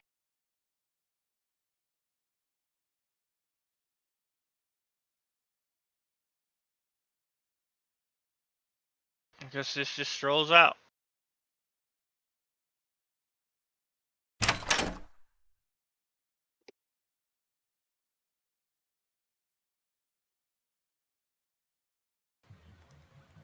As Jason exits, he sprinkles salt at both corners of the door before he leaves. Brother sniffs at the salt inquisitively.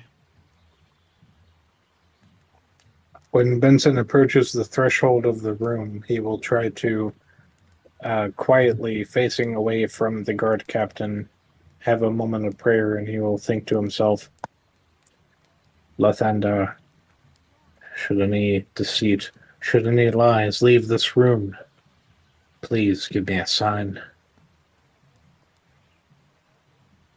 You're not sure that your prayer was received, but it feels right to have uttered it.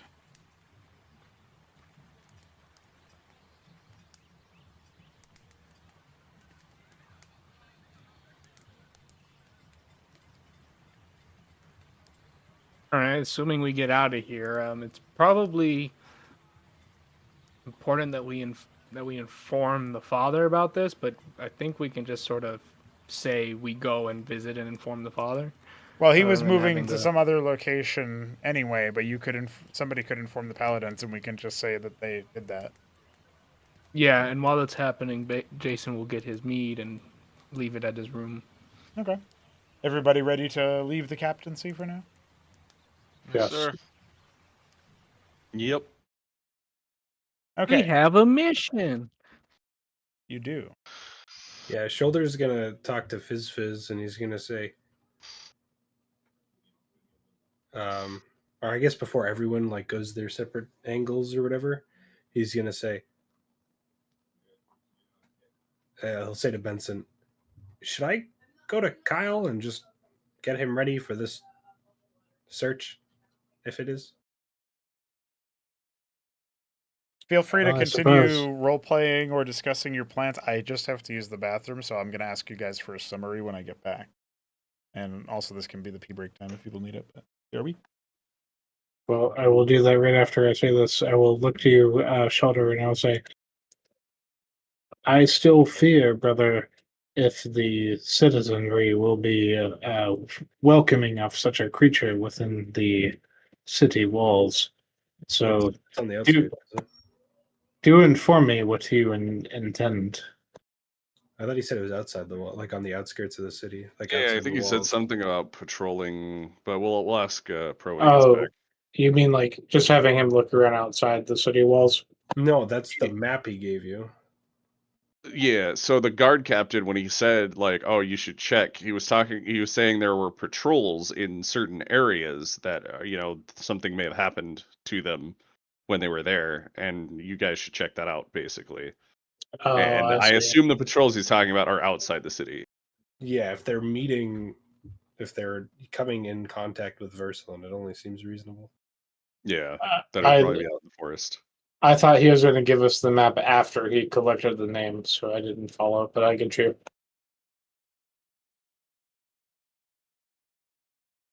Yeah, all Yeah, I'm guessing Shoulder as is far as asking the- for.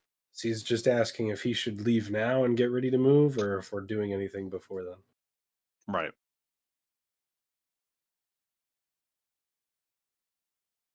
Well, I guess Benson will probably want like a unanimous decision from the party and whether or not they should go hunting down an entity that may be responsible, or if they should continue looking around the city or questioning specific people.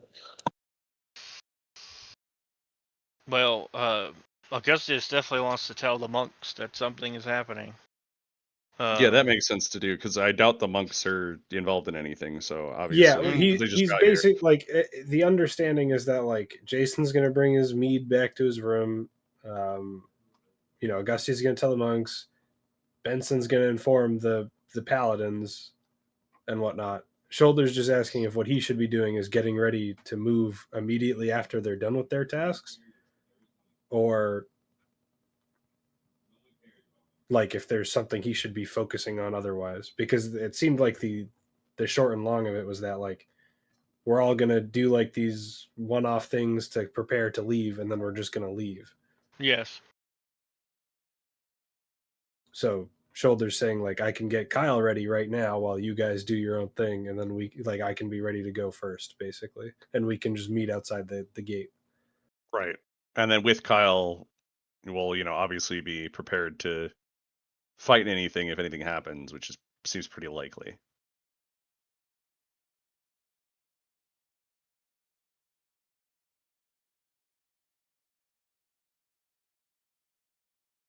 I should go use the restroom. I'll be back.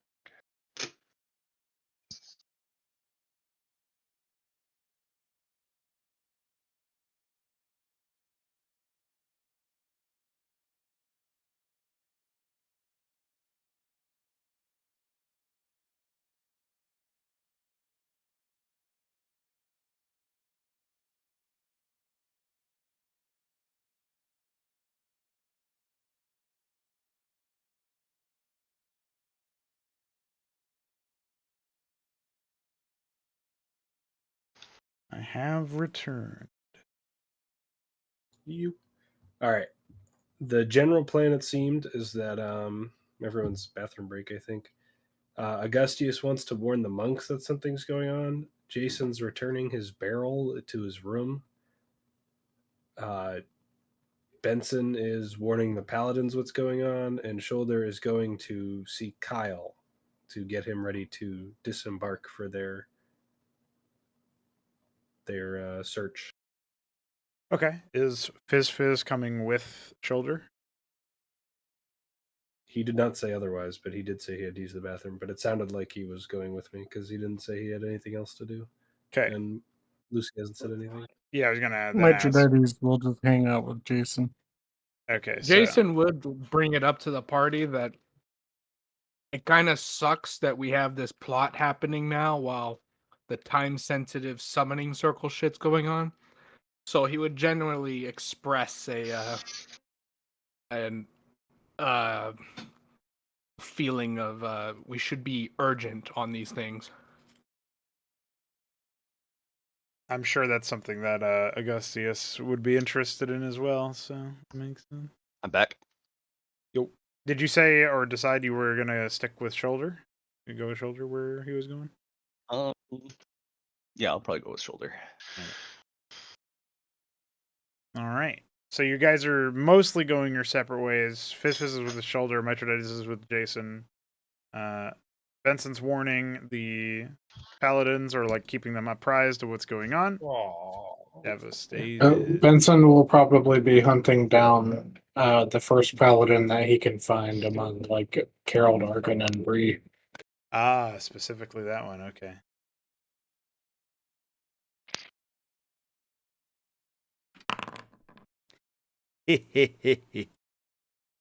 Oh shit! Carol Darkin or 3.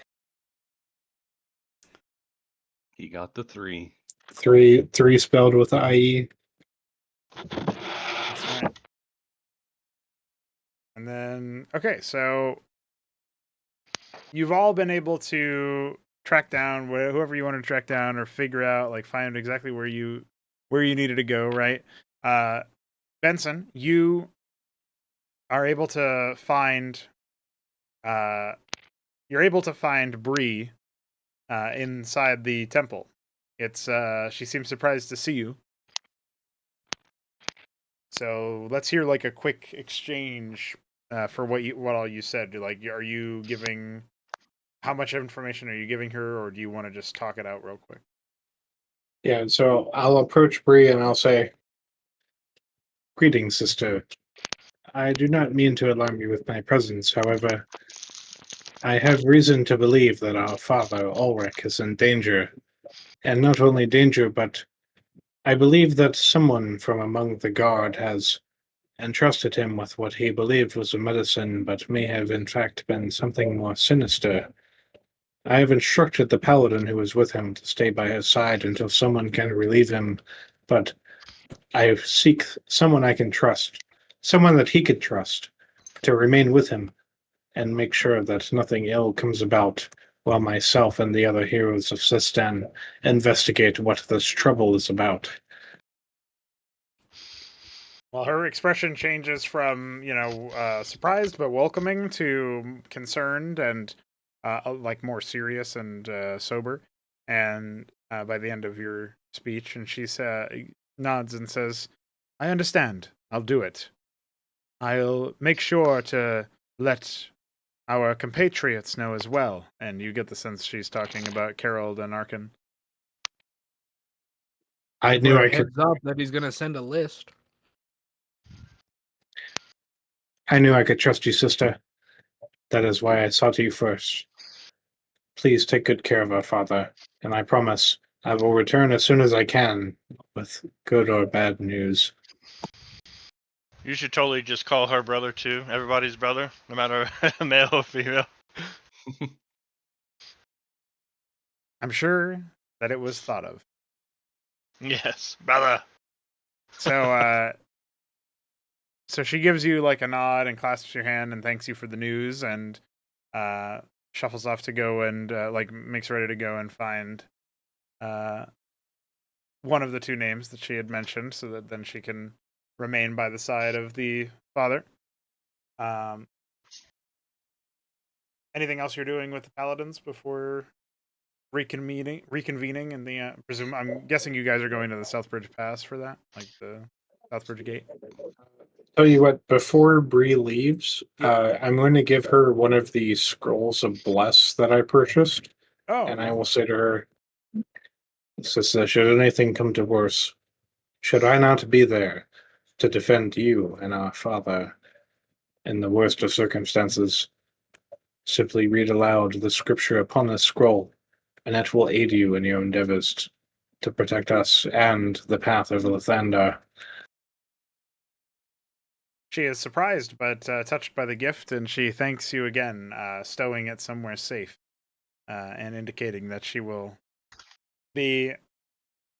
She's familiar with such things and will be quick to rely on it should the need arise. Perfect. After that exchange, I will go to reunite with the party. I thought we had pitched that the paladins would handle interrogations of the suspected traitor with the guy. We don't know who that is yet.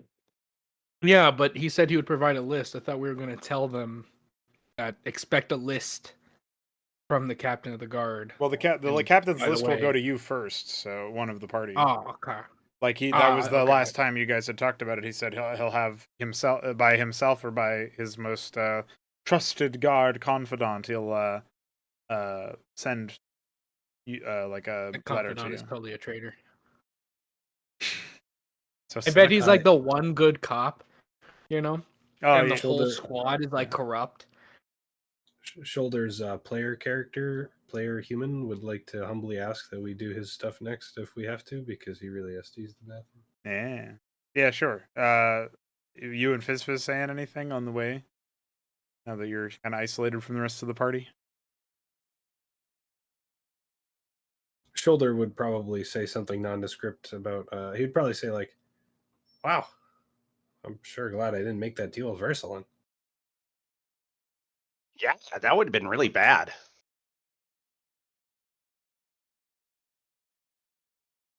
And as you arrive, looking at Kyle and Fistjaw and the Steel Watch, which has gathered a bit of a crowd from the guards as they sort of jeer and gesture at it, in a friendly way, you suspect. What is your move? What do you do? Going to Kyle? Yeah, he'll walk by the guards and he'll go see Kyle. Is Kyle sleeping or? Kyle is very awake, but doesn't seem too bothered. Somehow, Kyle has secured food. It's some now desiccated creature that you suspect might have been a wolf or something. I thought he was promised a pig. He was promised a pig, but this kill seems to have been sourced by himself as opposed to anything else. Was that the wolf that was chasing me, Kyle? Kyle looks Shoulder at Fizz will- Fizz shoulder and then will- looks at yeah. you. Shoulder will look to Fizz Fizz and will look back to Kyle and say, and Silken will say, Kyle, there was a wolf chasing Fizz Fizz. Would that have been it? The chittering back is predictably base. Don't know. Looked tasty. Shoulder will look to Fizz Fizz and will say, he said it probably was. He also said it was tasty. Oh. Well, that's good. I'm glad Kyle is protecting me. Perfect. Kyle is a loving spider. And I'll look to Kyle and say, and Silken will say, all right, it's time to, we have to go investigate and fight, well, hopefully we can fight people who serve that goat lady. Kyle nods and says, I will be finished soon. That's what Kyle sounds like. Yeah. That's what Kyle sounds like. I see. Shoulder will nod and say, okay, good. I think the guards are supposed to give you a pig soon, too. Just for you, since you helped save the city. Kyle's many eyes open wide at this, and he says, "Oh, never had a pig." Oh, don't worry, you'll love it. At least that's what I hear. Any other We can, important things you must get to before you use the bathroom? While they await Kyle to be done eating and the rest of the party to join them, Shoulder will find a nice place to sit on the grass, and we'll do his equipment check, and then he will pull out the skull that has been empowered by Jurgle, and we'll just ask like he'll just ask general questions of like will we be okay, as if like thinking aloud, but he's really asking Jurgle.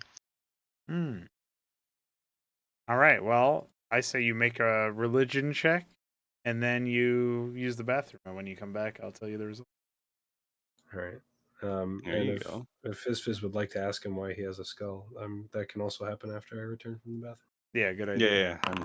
Fizz will definitely be asking about talking to a skull. Yeah. Beautifully done. Yeah. All right. Augustius, you were planning on going to inform your monks about what was happening, right? Indeed. All right. Well, you've been able to track down the elf. That was not a problem, comparatively. Lee Varen, his name. Devarn, yeah. But he would know where the other two is, even if I can't track them down. Yeah. So he's the only one that you've been able to find in your, say, 5 to 10 minutes of crowd searching. Still prominently in place amid the city square, and he gives you a nod and a perhaps surprisingly warm smile as he says, "Hello again, brother." I do wish I was making my return to you in a more pleasant mood. However, it seems things have unveiled themselves to be a little worse than even I could have predicted. with a quizzical expression, but certainly interested, the monk will rise to his feet and then promptly sort of crouch back down into a sitting position to be more eye level, and he will await your words. It seems the High Priest of Lathandar has been cursed by what we do surmise to be an evil goddess. Already, one of the... Well, to cut it short, it seems that both man and animal conspire against this town. So, we paid visit to the guard, captain of the guard. Something's quite off about him. I just can't put a claw on it. And he is, told us to go look for lost patrols in the forest. We might find evidence of whoever and whatever is doing this out there. I would like you, if you would be so kind, brother, as to round up the other two, he makes a face, degenerates, from whatever den of vice they might find themselves in, and return to the monastery, or right, either one, and request more brothers to be sent here. Not only to protect the High Priest of Lathandar, but the city itself, as I gallivant about with my new compatriots to hopefully exorcise whatever horrendous malady awaits us. Levarin nods along and he says, I was just about to ask what you would be doing during this time. Very well. I will see to it that I find the location of our brethren, as vicarious as they may be at times, and I will return them to the monastery promptly. I don't believe you'll hear back from us for some days. Are you sure you're all right to remain? He hesitates a moment. Even in his confidence, he's really unsure. This is quite a mess. But he nods his head. One of us, brother, must stay and be the arbiter of Silas's will here, yes? There's a slow but knowing nod of agreement. Justice must be done, and there seems to be a whole lot going on in this zone, area, town, than are originally what we thought of just mere bandits. And if there are evil gods and goddesses at play, well, pray for me, and I certain sure will request your assistance when need be. Then we will travel as promptly as we can, Augustius. Thank you, brother. Do say hello to your family for me, and the others at the monastery when you make your return. He gives you a nod as if to say, oh yes, of course. And then he says, they always thank you for these messages. I'm sure you'll be able to give them a more colorful description of your time outside the monastery. It has been so long since they've ventured out of our grounds. I say, brother, I'll have quite the tale to tell when I make my return.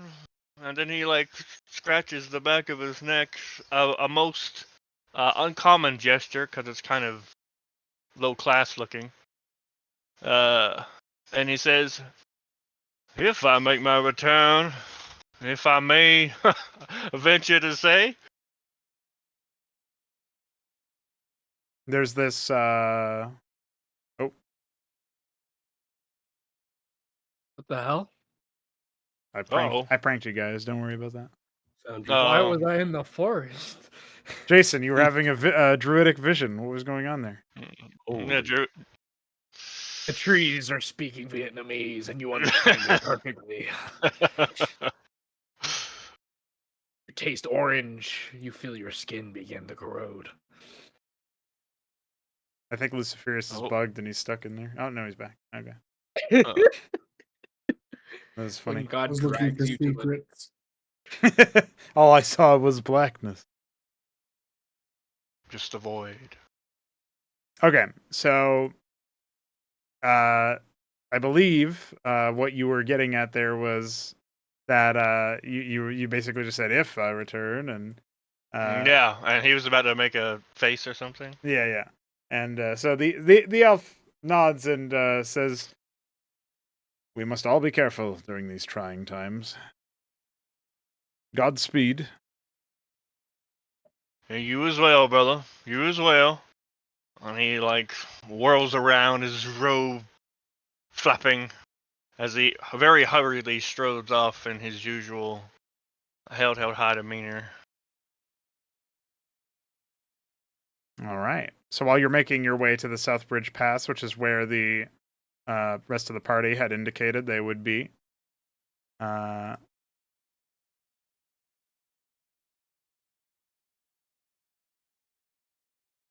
Jason and Mithridates were moving to return the mead barrel. Anything else other than that? Are you guys going to be doing anything, bringing anything up with each other during that time? Not on my end. Jason would say the Mithridates as they're traveling. I don't like this entire situation. We're already strapped for time with the summoning circle. Gods know when that whatever's in there is gonna break out. Now we can't turn our backs on the city lest we lose our allies. We spend too long here. We spend too long on this. I don't know which one we should be choosing.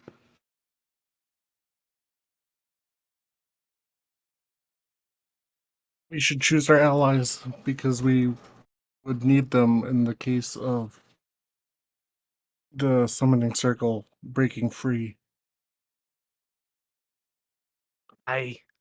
Perhaps that's wise. But we best pray that it doesn't come to that. Because if a demon comes out of that circle and it's anything like what came out of the knives, or worse, God's help us all. Indeed. Alright, we return the barrel. I have all my goods on me, I think, so. Yep. I think you're mostly just leaving a couple of extra. Like, if you're going to leave anything, it would be because you intend to return here. But if you're taking everything else up, it won't take you long to pack it all. Yeah. Jason likes to have all his things on him. He's paranoid. He's a vagrant. I say, sir, I say. I say, Well, I you say, did. he's a homeless man. Absolutely He doesn't know where his disgusting. poisoner's kit is.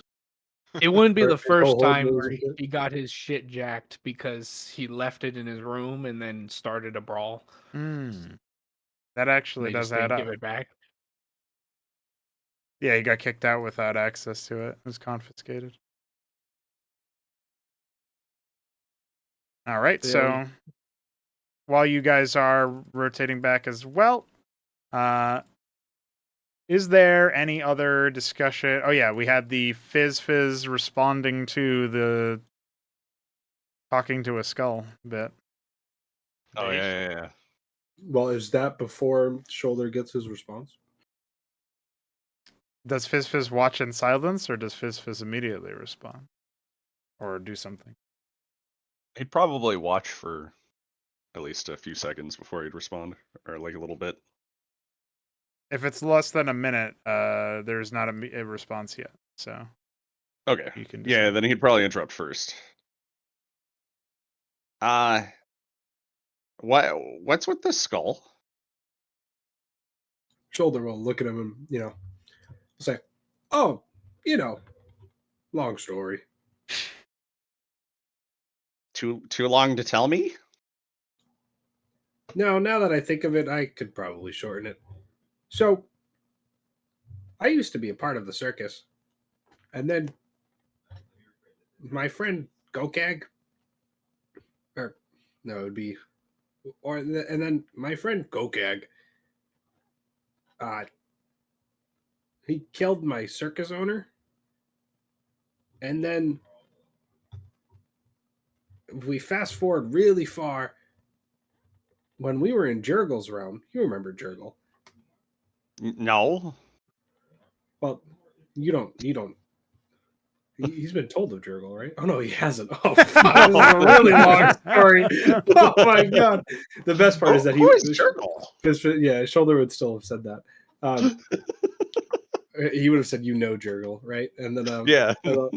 oh, Jurgle is like the god of the undead souls passing on, I guess. Wait, they're undead? I think he's like, he helps them move on. You know? Oh, so he's just a god of the dead. Like the regular dead. Not undead. Okay. Probably. Anyway, we ended up in his realm, and then we ended up in like my past, and it was really weird. And It sounds confusing. I was back in the circus owner's house, and like back when I killed him, but he was already dead, and there were spiders in there. And then Gokag was there. I miss Gokag. Anyway, I got this skull, and it glows green when I press it against dead people. I think it's taking their souls. Honestly, I think it just connects me to Jurgle. So sometimes I talk to it to see if he answers me. Okay. Who's Gokag? As everybody else returns to the rest of the party and syncs up, you're all independently going to hear Fizz say, "Who's Gokag?" Shoulder will excitedly go, "Oh yeah, Gokag. He's an orc. He's pretty cool.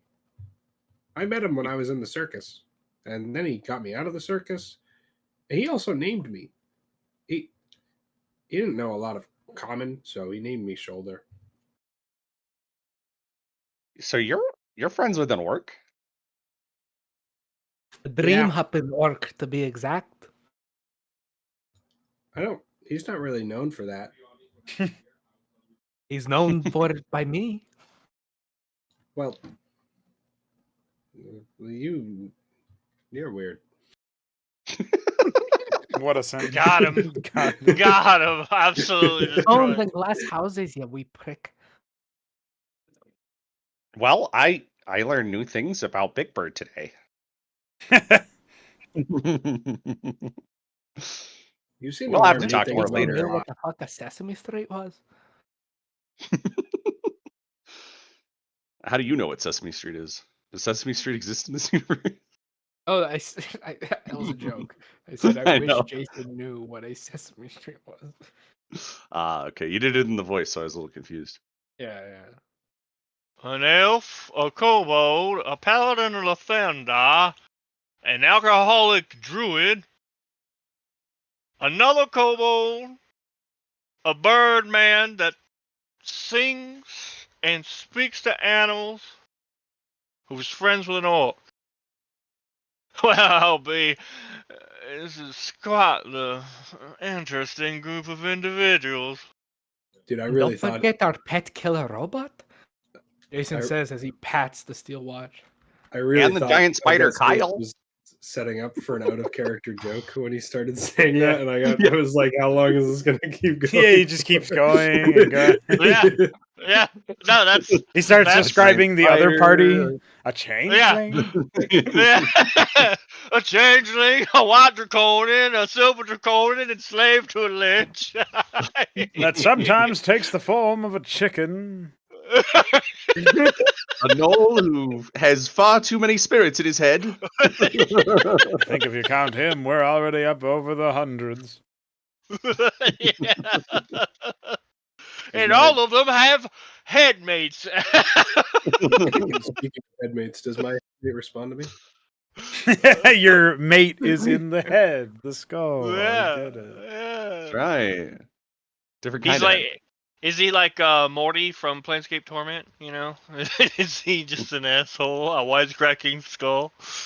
Well, as Augustius rattles off the list of involved party members, and Jason talks up the steel watch, and Fizz gestures towards Kyle.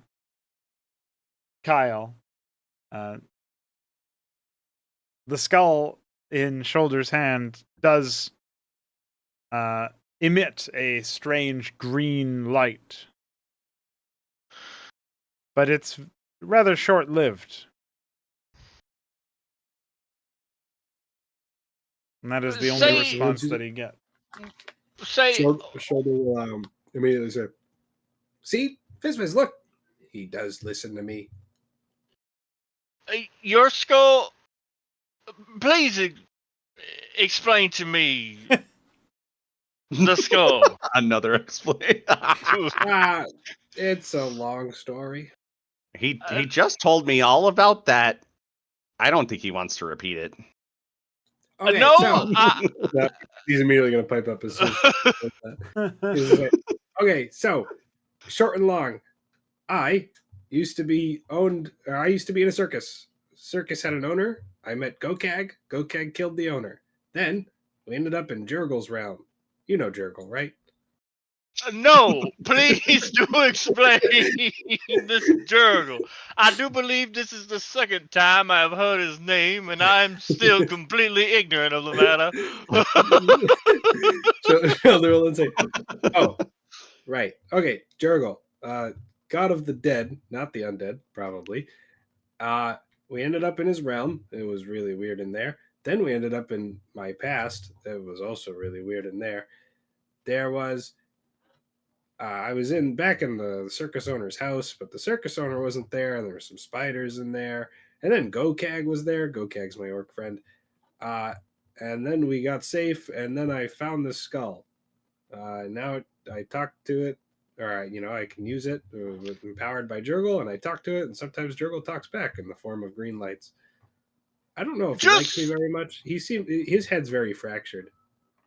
Just how many deities have you lot been in contact with? I don't know, but mine's the coolest. I'm not quite sure it's a wise decision to keep the talking skull of a god of the dead within our company, but, well... The skull doesn't talk, I do. But you said it speaks to you. Well, metaphorically. Ah. It usually just lights up. It lights up. I see. I have really gotten myself in a pickle. Maybe it's pretty cool that it lights up. Yeah. Maybe we'll even meet your god, Augustia. Oh, please. Astramus, please let it be so. I have so many questions to ask.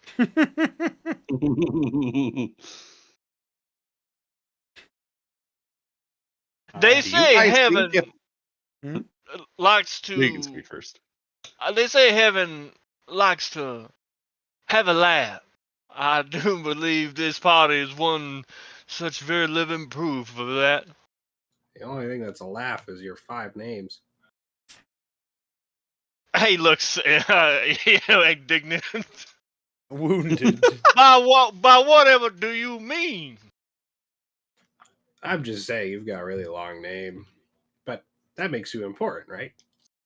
Why, yes, sir. I am important. Immediately, he's not insulted anymore. Any man who has to say how important he is isn't as important as he thinks he is. Well, and he- someone is someone who's always making obnoxious, snide remarks at every conceivable opportunity while looking like a homeless, degenerate vagabond has no place to go around telling anyone how important or unimportant they may be. But I'm not doing it every opportunity. Because then I'll just be talking over you all the damn time. Oh, Shoulder will pipe up and he'll say, I don't know what all those words Augustus just said, Jason. I don't know what they mean, but it sounds like he just called you really unimportant. And with that, he will mount Okay. Kyle. Well, good. I don't want the attention of 5 bloody gods. The gods are things to be feared. And you best pray that we stop having so much attention if you want to live a long life. Spoken like someone who serves a rather unpleasant deity.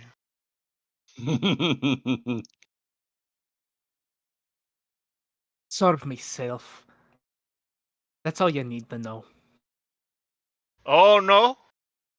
Oh no, there's much more that I would like to know, and in good time I will know whether you would like me to or not.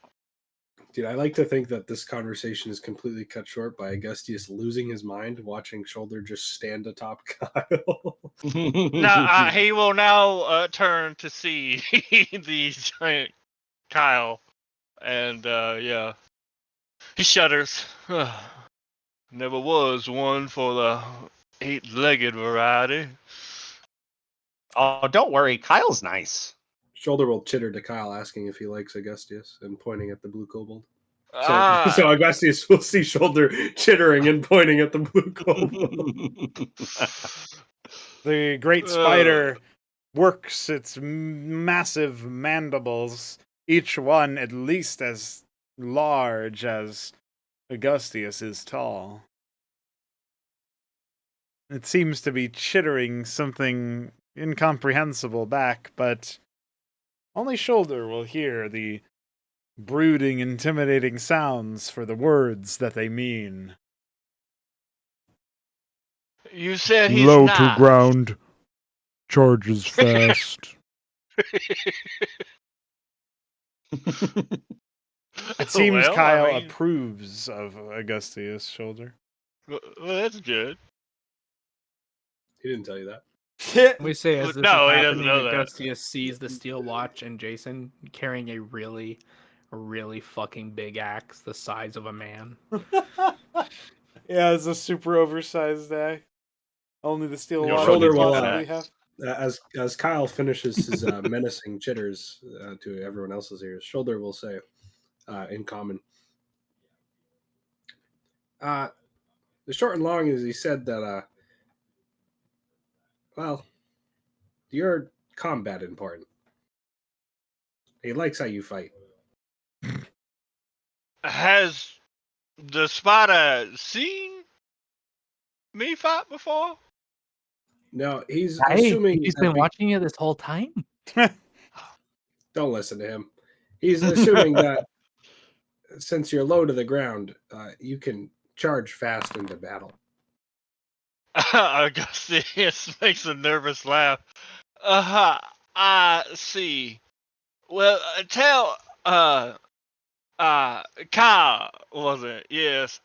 Tell Kyle that I appreciate his candor and kind words.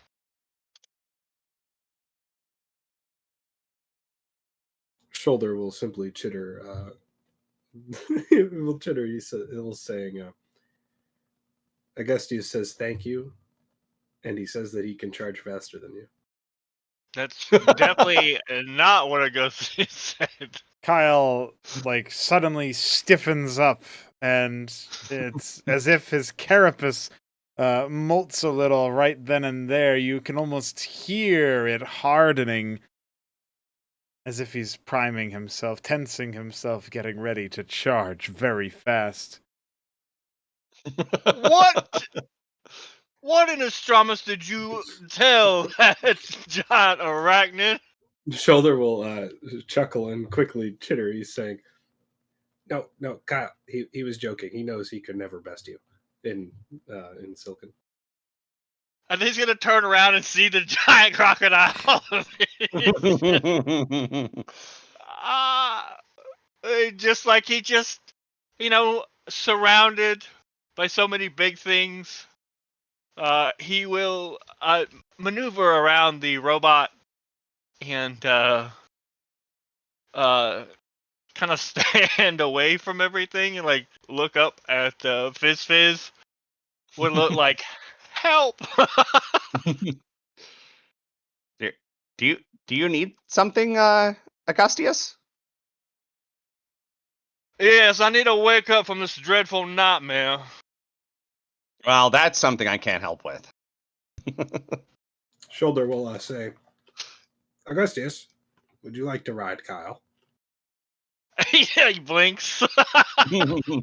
His face makes like 5 different emotions in the span of like a single second. He's like, It would make but you then, awfully and important. at first he's really repulsed by it, but then he's like, well, I would be way taller than everybody else. That's right. I would look very. I would look really important. So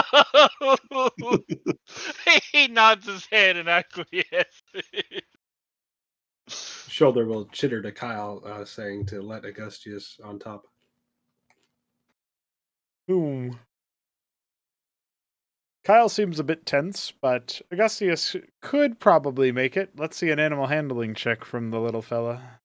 No, I'm trying to do that. That's not good. Oh, well, we'll see. Oh, he does have +3. He does have Shoulder, +3. So. assist him. Wow, that's not good at all. Shoulder, That's with my +3. Assist him. No, if Kyle doesn't want him on, he's not going to make him.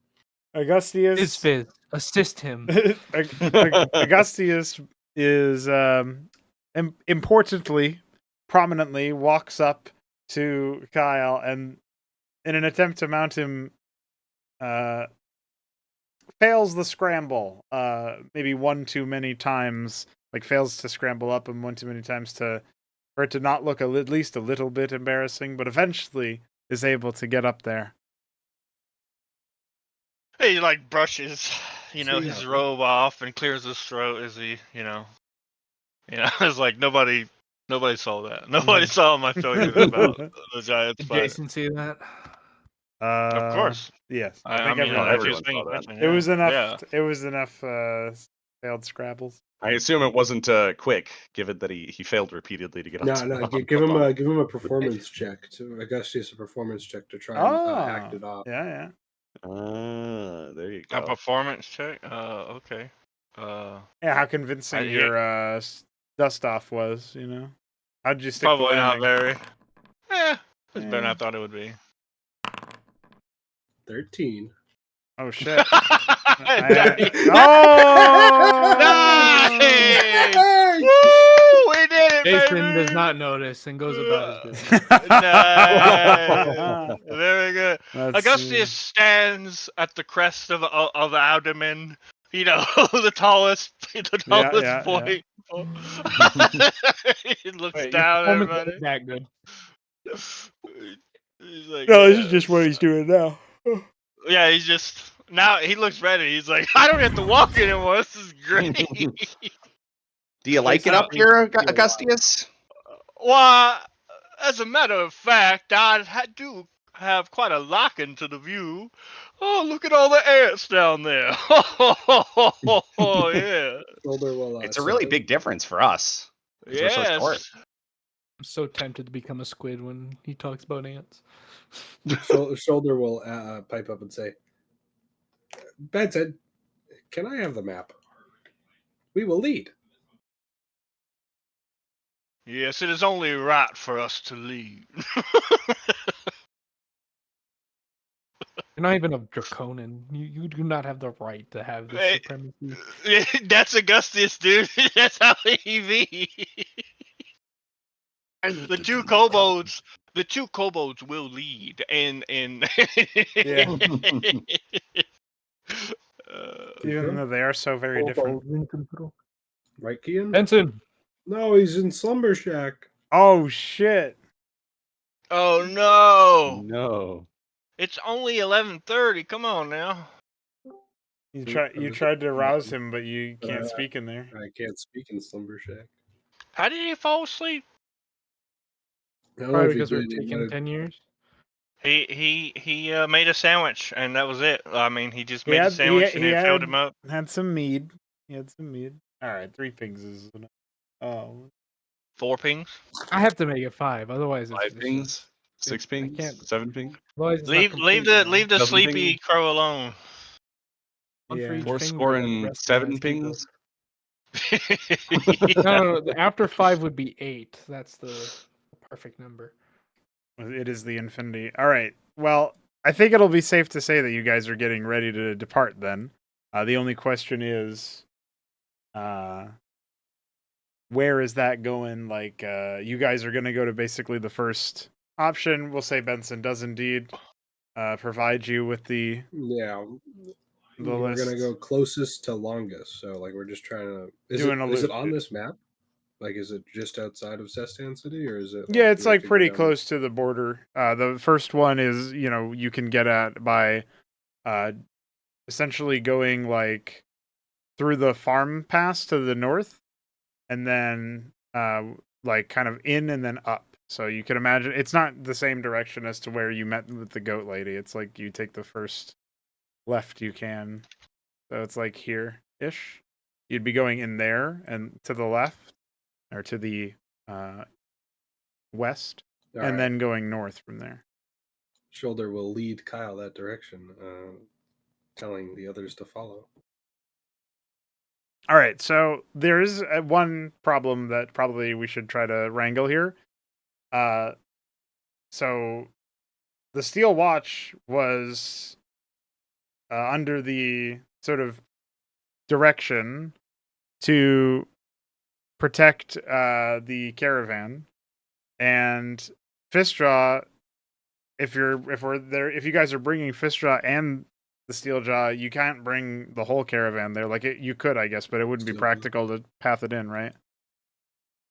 We'd secure like guards to watch the caravan before we left. Okay, so your intention is to let the guards watch over the caravan while everybody let goes with you. Let the possibly evil guards watch the caravan. I'll let you Yeah, guys decide what your If they path is for that, but what, they're gonna steal some supplies while we go murder things? well, I it does just have wonder- all of Benson's like the intended Yeah, supplies for the next. I was gonna say couple it being Paladin Benson's drop-offs. caravan. I wonder if Benson would be okay with leaving it to the guards who may be dirty. I'm guessing he might like secure a different. Maybe he would try to like see if he could send for Arkin or someone he trusts more directly to watch over it, or he would suggest like leaving the Steel Watch for now since they know it's loyal to his command. He has the token of command for it.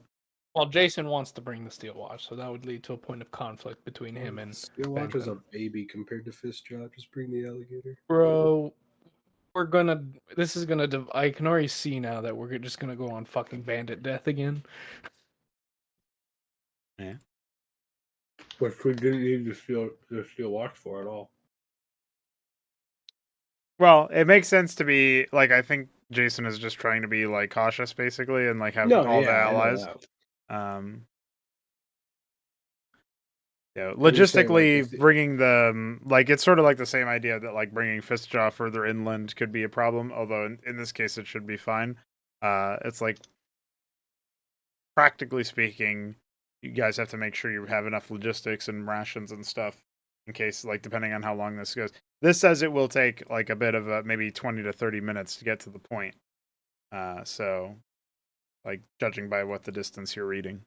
So not the longest of time, obviously, but it will be some time travel.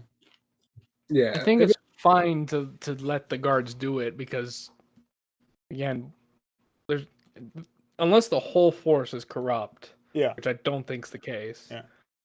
There's going to be multiple guys, and they would have to all be dirty, and this is still a populated area. So if it And you Hey, also are the guards known are as the stealing heroes. paladin stuff. Yeah, you are known as the heroes of Sestan, so there's any passersby that you do Alright, see are gonna so kind I of bow say, their head in respect and stuff. So that's a good point. All right, so I say we get some guards and we leave Fistjaw and we bring the Steel Watch. And if Fistjaw thinks anything is fishy, he'll eat the guards. Why do we want to leave Fishjaw? just as 'Cause like he's- personal insurance rather than leaving nothing. Yeah, exactly. Yeah. Something- And also- If something that anything, is leave under- brother. Well, Benson would never do that. Yeah, Benson's yeah. not gonna leave, brother. Also, That's I just not an think option. if the guards were bad, I think they would be much more scared of a fucking alligator than a Well, dog. I want Yeah, to bring yeah. Fishjaw because Fishjaw's carrying the giant axe that I want to wield when I turn into a giant squid. How do you wield an axe as a squid? That makes no Man, sense. I forgot you were being. He dumb asked the tonight. armorer to fasten little like things that he can hold on to. Squid handlebars. Yeah. I don't even understand how that's possible, but this is D&D, so I whatever. have suction cups. It's not It like would I'm in. make more Squids use tools sense if in it real was not life. Like they grab like rocks and yeah. shit. Maybe the handle's textured. The handle would have been made into like much more of a fucking. You could think of it more like a pillar of wood, as opposed to like a lot of weight Alright. had to get added for it. You know what I mean? Fuck it, just bring everyone. That's fine. Shoulders doesn't have a high enough wisdom to care about this. Yeah. Yeah.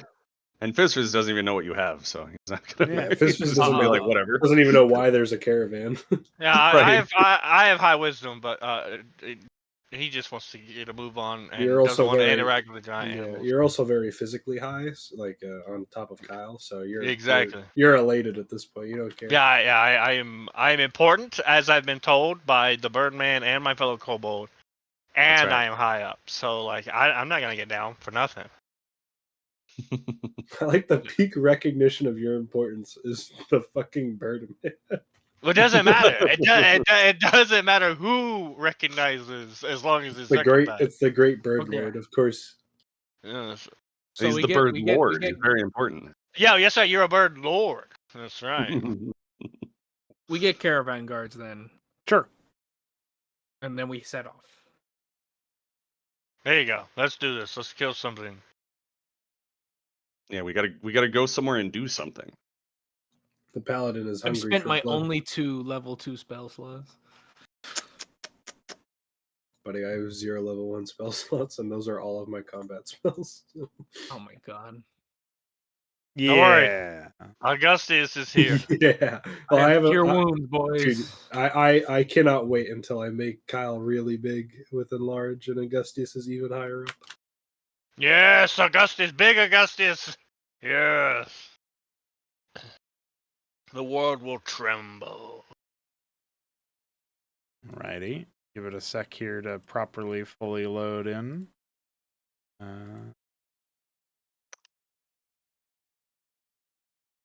Dude, I wish Augustus got to see Kyle spinning around the campfire while Shoulder played his loot.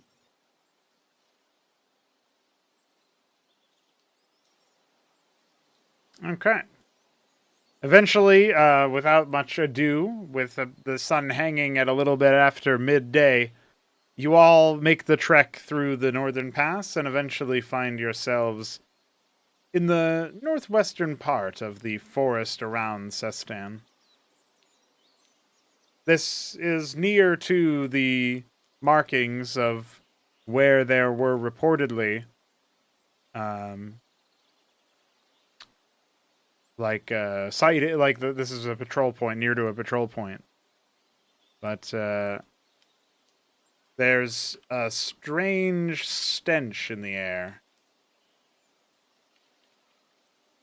It's not quite What does it smell placeable, like? but it's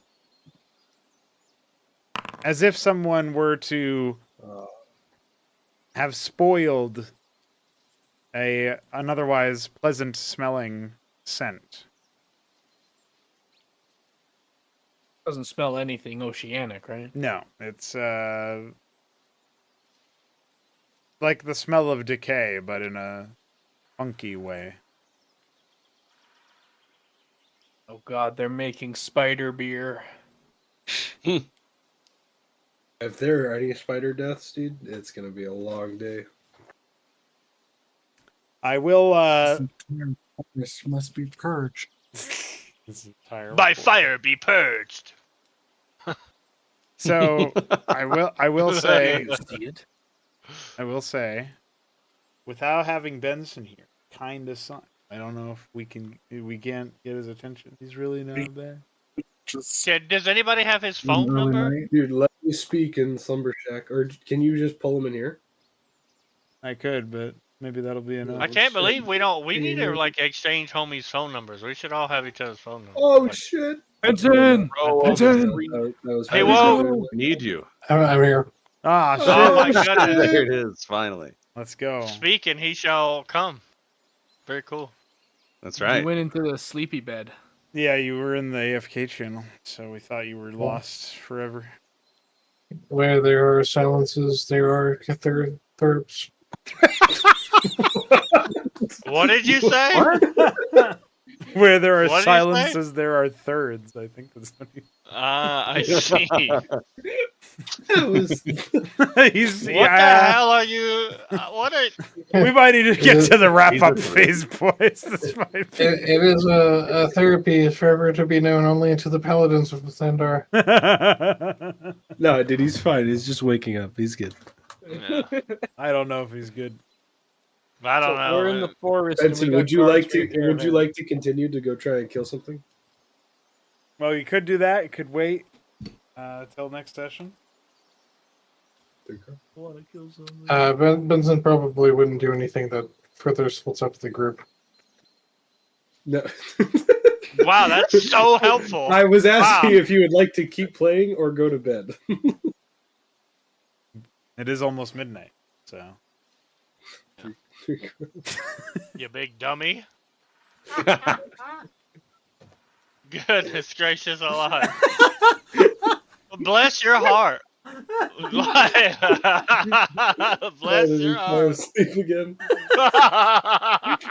He woke up, said some dumb shit. Was like, I'm putting him back in the slumber shack. Fuck that. No, I'll bring him that's back. it. Oh, he came back on his own accord. No, that's me. I did. Florida man. I was gonna say I was pretty confused there. So, Oh, the my question God. was, would you like to keep playing, or would you like to stop? Are you okay, homie? What is everybody else doing? We're going to go kill bandits, but we don't think we No, can he's- because he's- you are. No, now you're being the dummy. He's asking if we would like to keep playing. Yeah, what's Oh, everybody I else thought- doing? Is everybody else? I will keep playing if Three I will Crow keep deems playing. it so. Yeah, if he's okay enough, I think I don't know. Yeah. This is advanced. but I don't know that he's It's okay. not that I late need to for me, roll. so. Can I roll Insight IRL No, to hold on, see hold on. if If- Three Crow is okay? He's tired. Three Crow, Yeah, man. Three Crow. If I get a 3 on a roll, will you keep playing? Okay, well I got a 6, so I got 2 3s. My insight is not good enough to see if he's damn. 1d69. If it was 42, that Okay. would have been it. That's very close. Three Crow. Hey, Crow, are you alive? I think we can. I conveniently got a spam call at exactly the same time. That must have been really And confusing. a random man screaming Spanish profanities into my ear. I think that was your dream, bro. Here, Crow, I did it. I gave you the spam call. Nah, it definitely was not a dream. I was done. Dude, for that Spanish man, you have to keep playing. I never went anywhere. Well, Went to the moon, compadre. All right. Yeah, he's going to join Fred. If I roll a 3, you have to keep playing. he rolls All right. 3d1. Go roll your 3. Ah! I knew it. Oh. There you go. He does roll. Oh, I really like Jason's 3. Roll You just 3d3. type slash Those roll are fraudulent rolls right there. Dude, that's 3 3s. You gotta play. This was just utters the I, word. I can't wait for Benson to fall asleep in the middle of the Bandit Purge campaign. Give me just a second. No, 3 Crow, don't go to bed. He falls asleep. No, don't call back I this. only rolled Don't a call one. back the spam caller.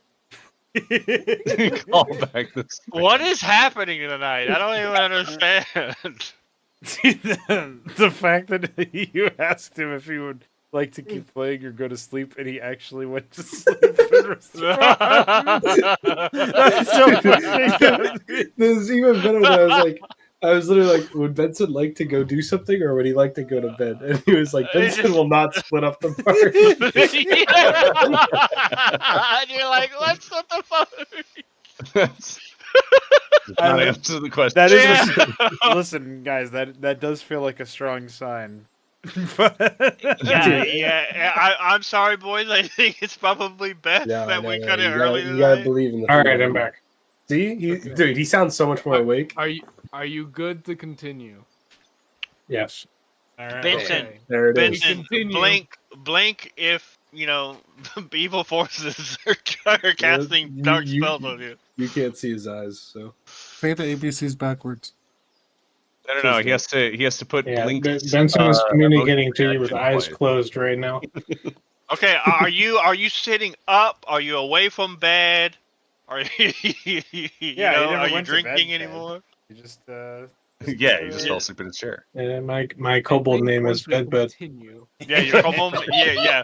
Your kobold name is Bed Sleep. Okay, that's your name. Dude, I had a mouthful of water as soon as you said that, and I was so close to just spitting it all over.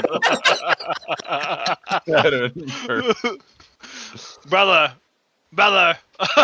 My name I is must go Brother, to brother. bed. brother. Brother. That's my kobold name, brother. Brother Bedbed, stay with us.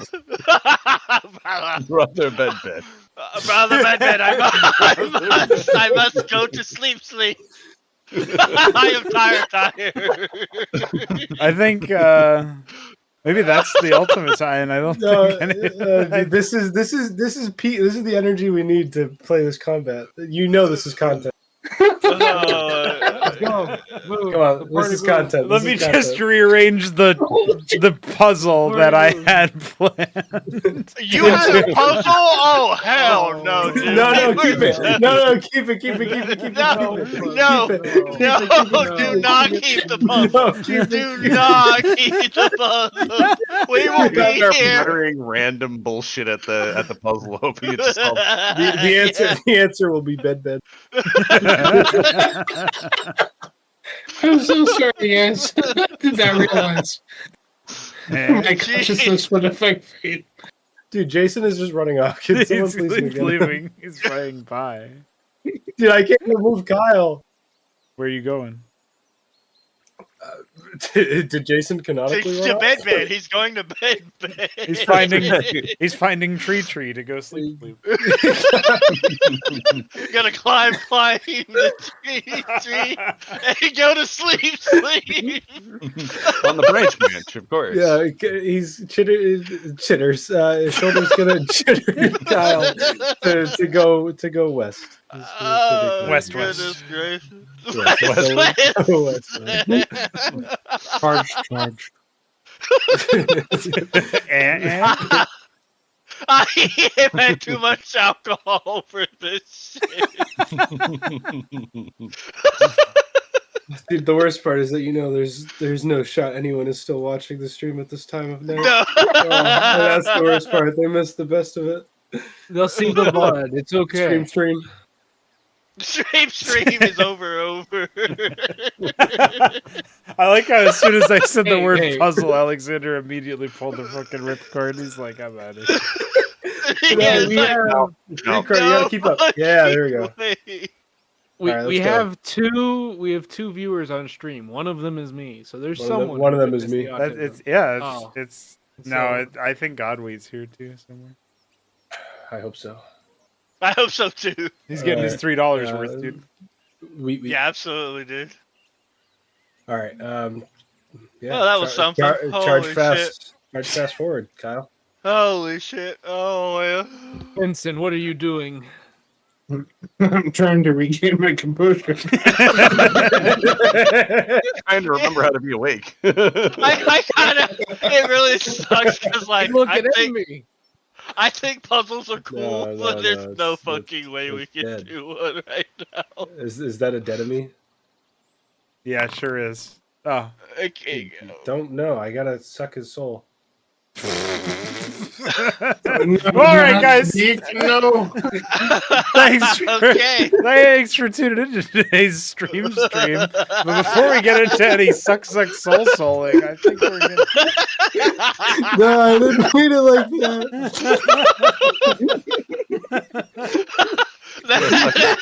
Homie is shit face drunk. He's drunk shit face. He's I out can't of believe it. it's suck Suck. Hey babe, it's time for suck.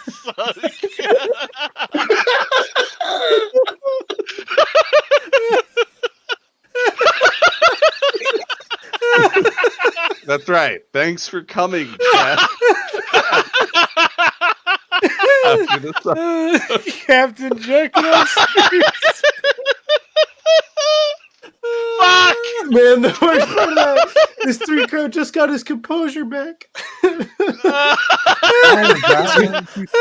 It's gotten now, brother. Bella, it's time for suck.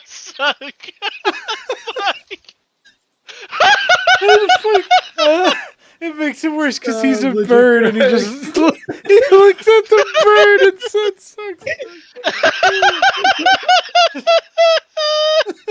Shit! Fuck! No, guys, we gotta lock back in. We gotta lock back in. The puzzle doesn't end today. The puzzle we gotta lock in. We gotta lock in. Yeah, we don't do the puzzle now, then we got to do it next week. So. Oh fuck! Dude, I definitely don't want to do it next week. So No, come on, focus, guys. We could go till 1 a.m. There you go. Okay. Yeah, no, we're good. I don't we're good, think we're good. I can go 5 more minutes. No, in you this can. You fucking can. We rig. just gotta lock back in. We gotta lock back in. I am so sweaty. Holy shit! I stink. Yeah, lock I in. feel like Jason. Why are you I Jason? feel like fucking Jason right now, dude. Holy shit, Alexander Stink. Stink, you smell. I smell, stink like Jason. Jason is fucking bad. Hey, it's called JJ. Thank you. Oh, sorry, Jason. No, lock in. Oh, Brother, lock in. Brother, It's time to stupidly lock in. I will be impressed if you guys make it the next 10 minutes. Let's see. Yeah, we got it. Chill. Oh god, I I'm want to good. die. Okay, the pain in the back of my neck is gone. Yep, we're good. My tears are drying. We're gonna make it through. I wiped my face. tears are not. My tears I've are never not so laughed sweaty. to the point where I feel an ache in the back of my neck. I know, dude. It hurts. My whole body hurts. My body hurts. Somebody cast cure wounds, please. I'm hurt like All a right. motherfucker Stop right it. now. Actually, let's lock it. You guys are too silly right now. Come on. Shut the fuck up.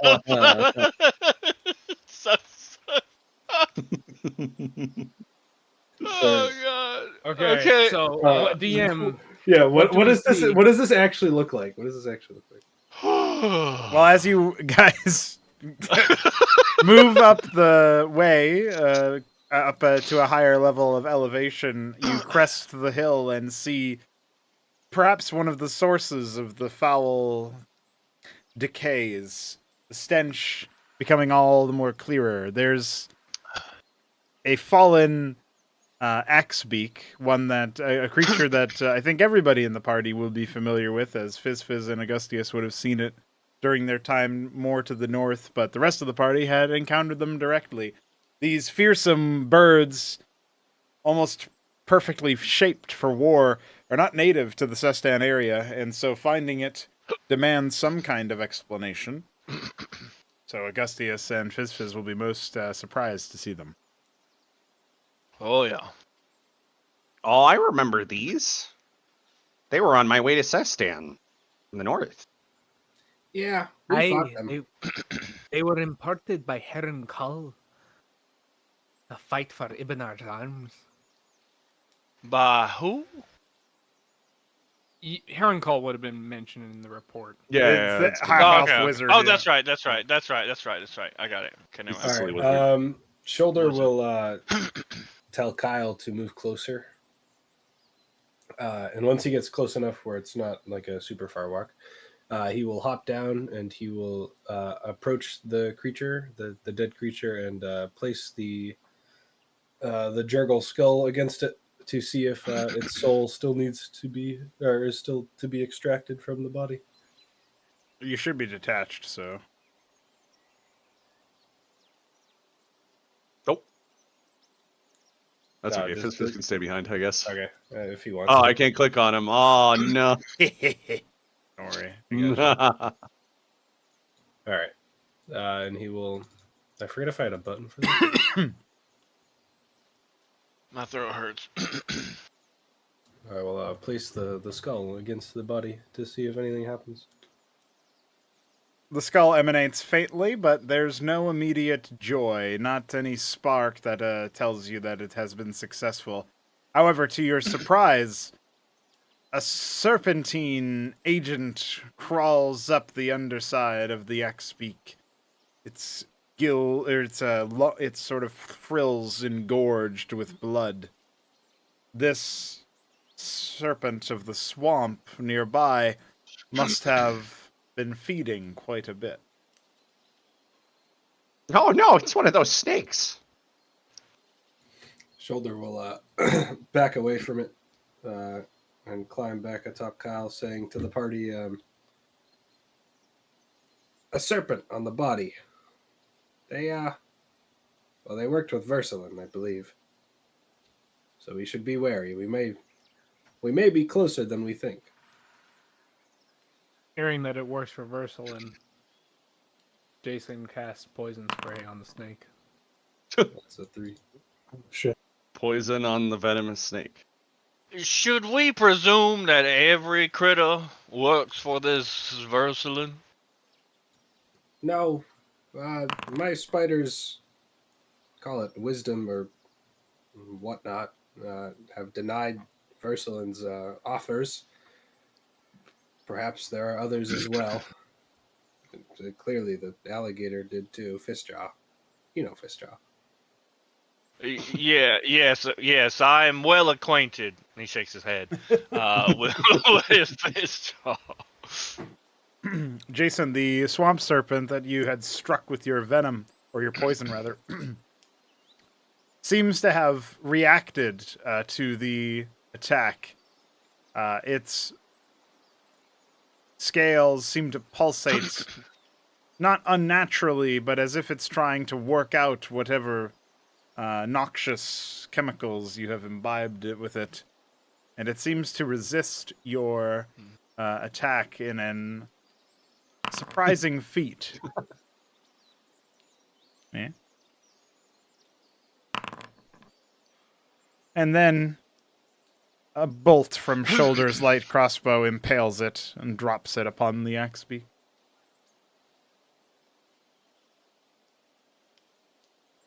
Savage. Brutal. We Little best mutt, get the I move reckon. on then. I doubt that that was the only agent who saw us coming this way. I just hope the really big one doesn't come. The really big one? Yeah, the really big one. The giant goat walked out of its mouth. Yeah, you know the giant goat. That's a little bit between Jason and Fizz and Shelter, and he'll say, "Indeed, brothers, this entire forest must be purged." He did the thing. He did the thing. Lucy said that earlier. And scene. He should say by fire this forest can be I can shoot fire. All right. Yes, Shoulder with will- fire I will purge it. Shoulder will chitter Kyle to keep moving to the west. God, I can barely talk. Webs are friendly. That's a good sign. Yeah, remember when you tried to kill them in one of the first sessions? Yeah, you killed them too. Yeah, but I tamed Uh-oh. one in the process. Skinwalker spotted. As you guys round the bend, the clearing is occupied by two Sajari scouts. They're wearing primitive-looking armor, but light enough to keep them fast on their feet, and sporting a pair of maces. They immediately turn towards you, and while they don't immediately approach, they are clearly sizing you up. Are Shari native to this specific area? I thought they were more to the north. No, they are definitely not normally here. This will be Augustius's first time seeing them. During Mithridates' explanation to Augustius earlier, he would have told you that we made a deal with Tajari that migrated here. Yes. Who made a deal? For safe passage, a one-time deal. We safe did passage. for safe passage and Fistjaw. Oh, yeah, okay. we bought Fistjaw. Okay, I did for not a recall lot of that, money. so. Shoulder will say aloud as you said the Sajari are approaching, or No, they're just looking at you. No, they're just standing there, looking at us. Shoulder will say before anyone moves forward, will say, when I met with Versalin, a few of this Cesar, he wouldn't have heard the. Would he have heard the word Sajari? You probably would have heard it in Mithridates' voice. Okay. The Sajari were overlooking. I don't know if they've made deals with Versalin, but definitely not enemies of it. You said your deal was a one-time manner, right? I only met her twice, and only once was the deal that obviously fell through. Is he talking about? No, he's talking about. I'm talking about the deal with the Cesara, yeah. Oh. Yes. That's how we got Fistjaw. You know Fistjaw. Yes, I know Fistjaw. Well acquainted. So there is no telling how amicable they might be this go around. Well, I remember two of them showing up when we were with Versalin, the goat, right? That's who Versalin is? Yeah, you know Versalin. So, at least some of them probably are allied with Versalin, I assume? Then we can't trust one of them. No more than we can trust animals. Shoulder will say, they may not be allies, but they're definitely not enemies. And if our example is anything to go by, they certainly like a deal. And that's all Versalin's about. So be cautious, I suppose. You don't have to tell me twice. Well, you're so important. You're on top of Kyle, so you don't even have to be that cautious. True enough. True enough. Jason shouts over to them. Do either of you speak common? It seems the two creatures take their time in forming a response. They don't look at each other, but there's certainly some sort of unspoken communication as their alien mouths and their strange forked tongues mull over your request. One of them bows forward down to one knee and casts his eyes to the dirt. The other approaches, and in what might initially seem to be a shocking display, certainly the first time you've ever seen anything like this, the one in the back seems to disturb the very air around its hand. Some sort of magical display that causes what seems to be physical discomfort to the one that has kneeled down. The eyes of the standing one performing this ritual lock onto you, Jason. And in perfect common, though with some sort of accent, the creature responds, "What do you seek?"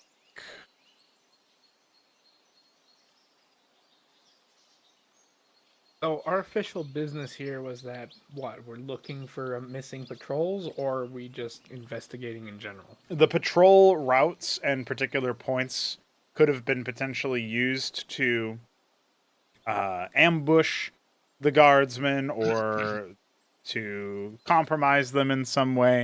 And that's basically what he was saying is if you're suspecting someone under his command has turned to the side of Ursuline, evidence may be stored at those outer patrol points in the forest. I'd imagine the idea that these would be likely points where they could have met with Versalin or agents of Versalin in some way. We're looking for dead men.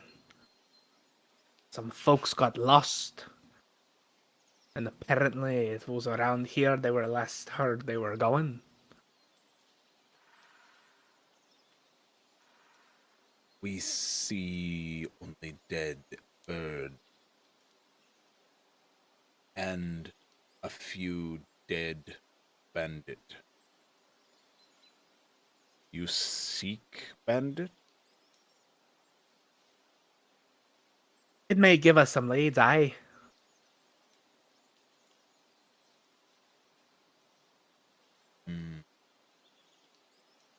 I caution against following the horses.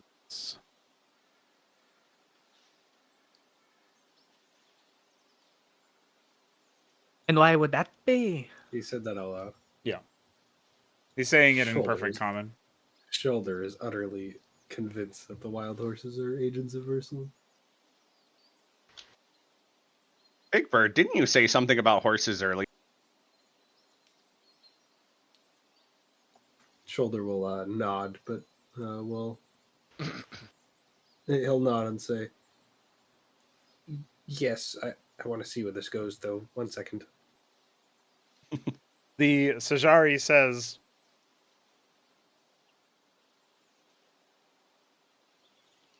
"Once they're human riders, leave them. They serve another master."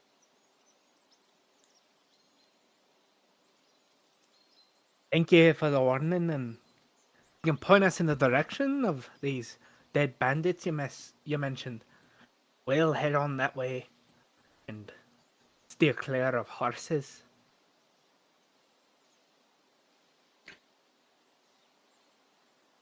The Sajari gestures silently towards the path behind him and releases the grip, magical or otherwise, that he seemed to have over the other one, who, with a grunt of soreness, rises, and the two begin to move staggeredly off to the north.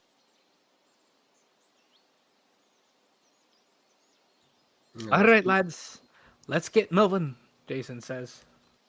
Fizz, you will hear chitters, and then Shoulder will look to you and say, "So, they're only evil when they get cast aside?" Well, it's probably how Versalin finds them.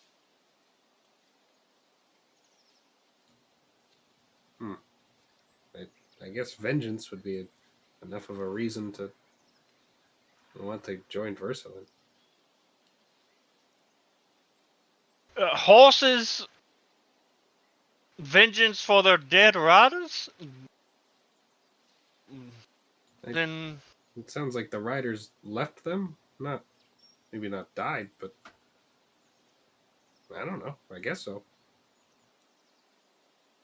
I think it's more like kind of hard to get horses to join you when they're in stables in the city. This is true. I know what a stable is.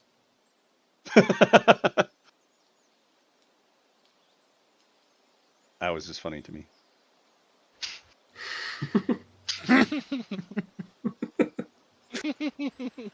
Said it was this way, right? Yeah.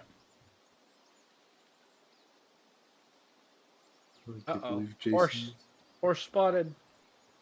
Horse Oh mouth. shit! Jason's just charging ahead. Horsey boy. I also see another dead bird in the distance. Dude, horses aren't even scary. They'll just kill them. These horses are gonna be like hell horses or something. Nightmares. Yeah, that's what they're called. What happens if I Called just speak nightmares. with animals, that loser, and just fucking own them? Do you have speak with animal? Well, I have level 2 spell slots if I wanted to cast up. I just gave up speak with animal. What do you mean gave it up? I get to reselect my spells during long rest. That's right. I forgot. Fizz so Fizz, can as those you crossbows- approach on top of Kyle, yes, indeed, the warhorse will be of interest, but you will also notice in the distance another one of the fallen birds to the south. Oh yeah, I did see that. So, I don't It know looks if you like there's point that out. another dead. What are they called? Axe beaks. There's down that way. And he points southward.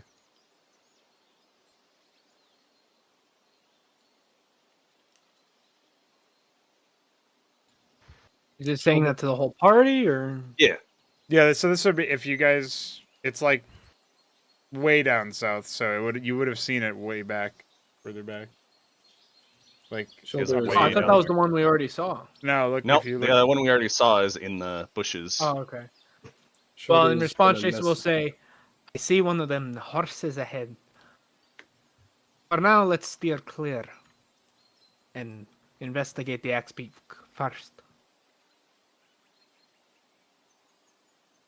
Shoulder really wants to message the horse. Yeah. Oh my fuck! You don't have to speak with animals, so it won't even understand with you. I messaged Kyle. Let's go 'cause I check knew out his the axe language. beak. See if there's some bandit corpses next to it. Alright. Shoulder will not. You can always come back hit to the bear. horse. It's not going to leave. It's We're obviously definitely a coming guardian. back to the horse, bro. Alright, Shoulder will chitter for Kyle to follow. Does anything seem off about the horse that lies ahead? Benson, as you It's standing examine the ominously. horse, the creature seems to be entirely like still, not in a dead way, but just in a way that does not seem to communicate like the normal friendliness that a horse might have towards a potential rider. It's very standoffish. Almost oppositional. Benson spends a long moment staring down the horse, looking at it, and the horse looking at him, and him looking at the horse. And then he uses divine sense.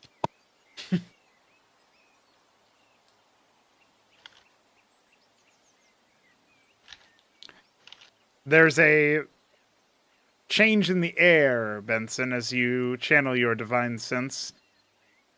As if suddenly the wind carried sprinkles of an ill omen. Latent energies that belie the path of a creature of concentrated evil that now hangs in the air. Like a cloud after a storm, looming over the ground that's been struck by lightning. There's that dusting of evil touching your nose. But unhelpfully, it seems to have crossed through every pathway that one could cross within this section of the forest, as if it has permeated it. But the horse itself holds no stronger concentration of the evil. It's as if this place has been gripped by something that merely exudes low evil tone. Be wary, my brothers. The evil here permeates everything.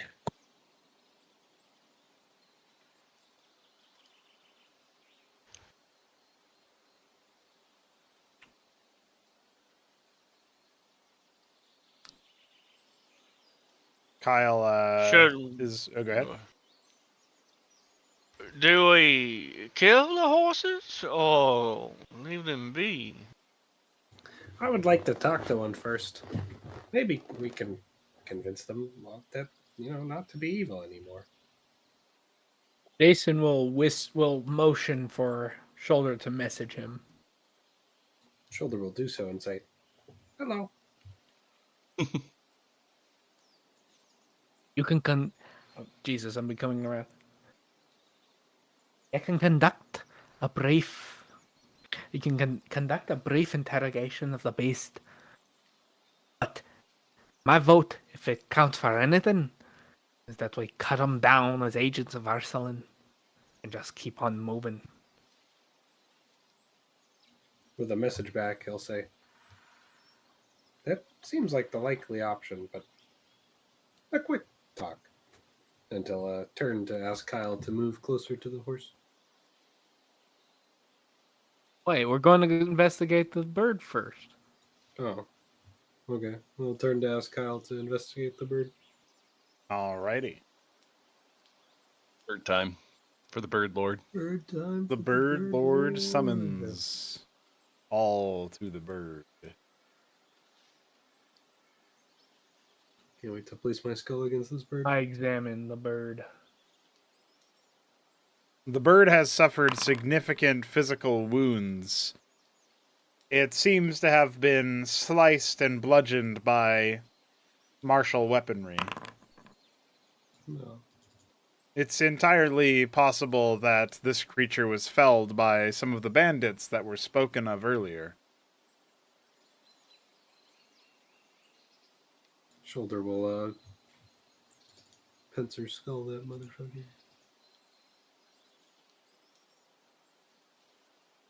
Fizz.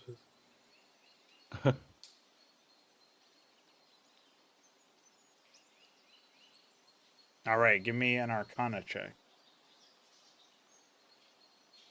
Oh yeah. Oh no. It's a 3. No, I was gonna say I'll use my guidance, but that's dog shit. So Could use that. Yeah, that's not going to be nearly enough. You could. You don't have inspiration? Never mind. Dude, Forget what you Fizz used is- it on. I don't know what I used it on. Alright, so. I hope it was something worthwhile. Oh, I think it was to kick the frog. To kick it? To kick Fred. To get the guy out of his mouth. Oh, yeah. I think thought that is you what he used inspiration, like last week too, but I can't remember. Alright, so. Perhaps. Jason, you've examined it and revealed that it is indeed a victim of physical attacks and bloodletting. The grim creature seems to also have been posthumously punctured by several serpentine bites.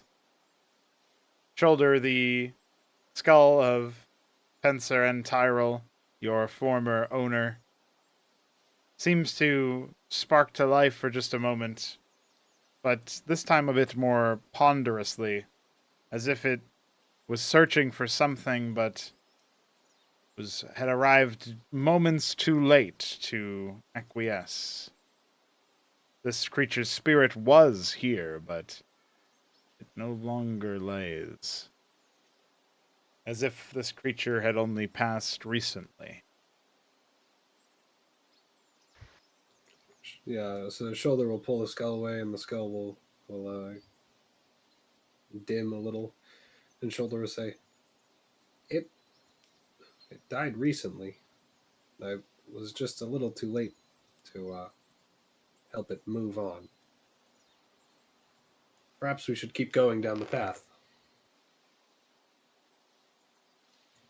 And he will turn to get back atop Kyle. Perhaps that's a tale for a second session, next session. What do you think?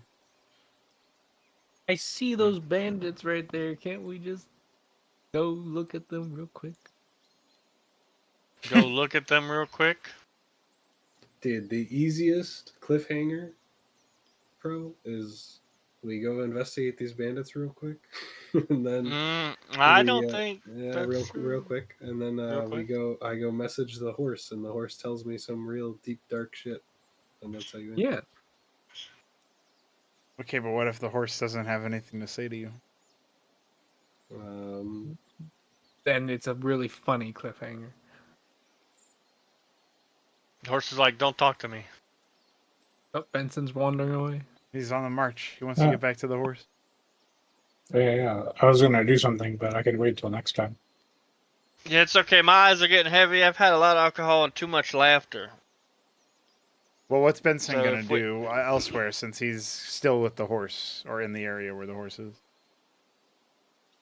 So Benson will bring his hand to his mouth, and one might mistake it for a gesture of prayer, but he will whisper to a particular ring on his hand, and he will say, Lathander, grant me the tongue of this beast. The red ring illuminates, its vibrance seemingly rippling the air before your very eyes. You feel a strange wind glide past your ears, and the creature snorts as if in recognition and bows its head towards you. You bear the ring of my master. Scary. Perhaps I am your master, brother. As it must be.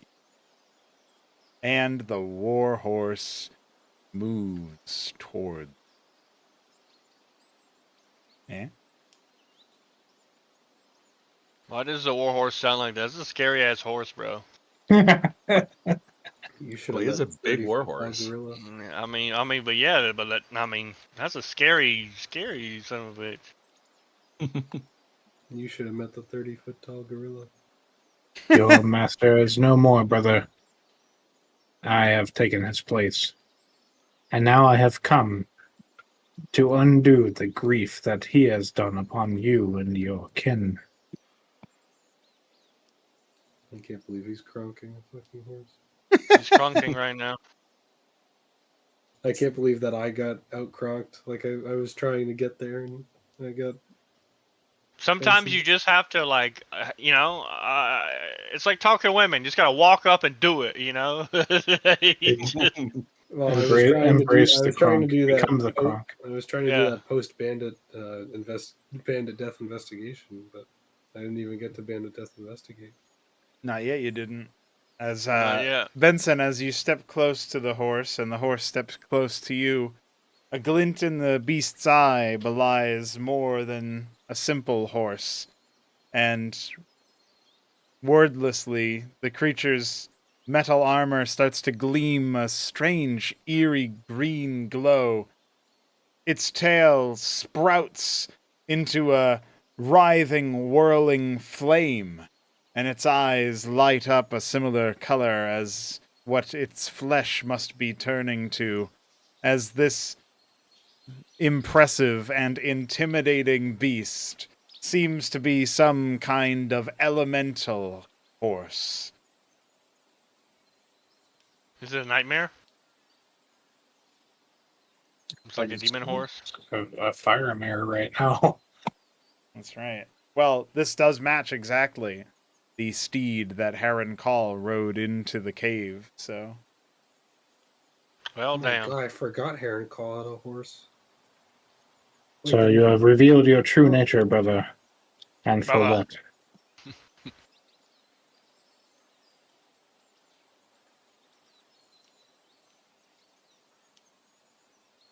Oh, he's grabbing something. Near the horse. You what? I said you have revealed your true nature, brother, and for what? to the horse. Oh, for what? I thought you said and for that, and you were gonna do something. The horse looks at you in a brooding nature and says, "If you are to be my master, you must know what I am." Brother is very cowed by this sight and seems to have withdrawn a bit by your side. I see you, brother, for what you are. I do not fear you. Is that what you seek? Recognition? Acceptance? I seek what my old master promised to me, the destruction of those who would use me more than I desire. And for that, I have continued his work in his absence. The horse? The horse. Yep. The horse has continued his work. The wizard's work. The least Okay, likely that's- sequel to Heron Call you guys never expect. No, I did not expect a horse to Heron continue. horse. Heron Heron horse. horse. Horse and Heron horse. Horse and call. Yeah. Horse and call. A horse and The call. horse and the call. The horse and the call. One is a genius, the other is a flame with predatory vice. Dude, I don't know What are what you you're singing? You just, I don't know. didn't what know. you're singing. That's Shit. shaky in the brain, but he replaced. Oh.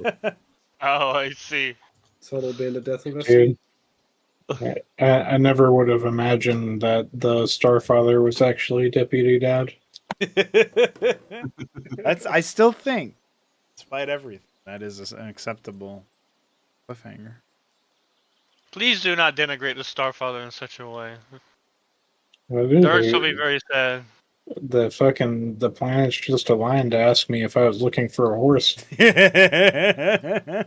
Well, you were looking for a horse. You didn't know you were looking for a horse. Dude, if we get through the bandit investigation and you are riding the horse we were told to ignore or to stay away from, Yeah, shoulder. I think everybody would be like, "What the fuck," including Jason and etc. No, Benson's gonna be walking. You're gonna see brother riding that fucking horse. okay. Perfect. Well, we can work out those details next session. On the next episode. On the next episode. On the next episode of the Paladin Partner.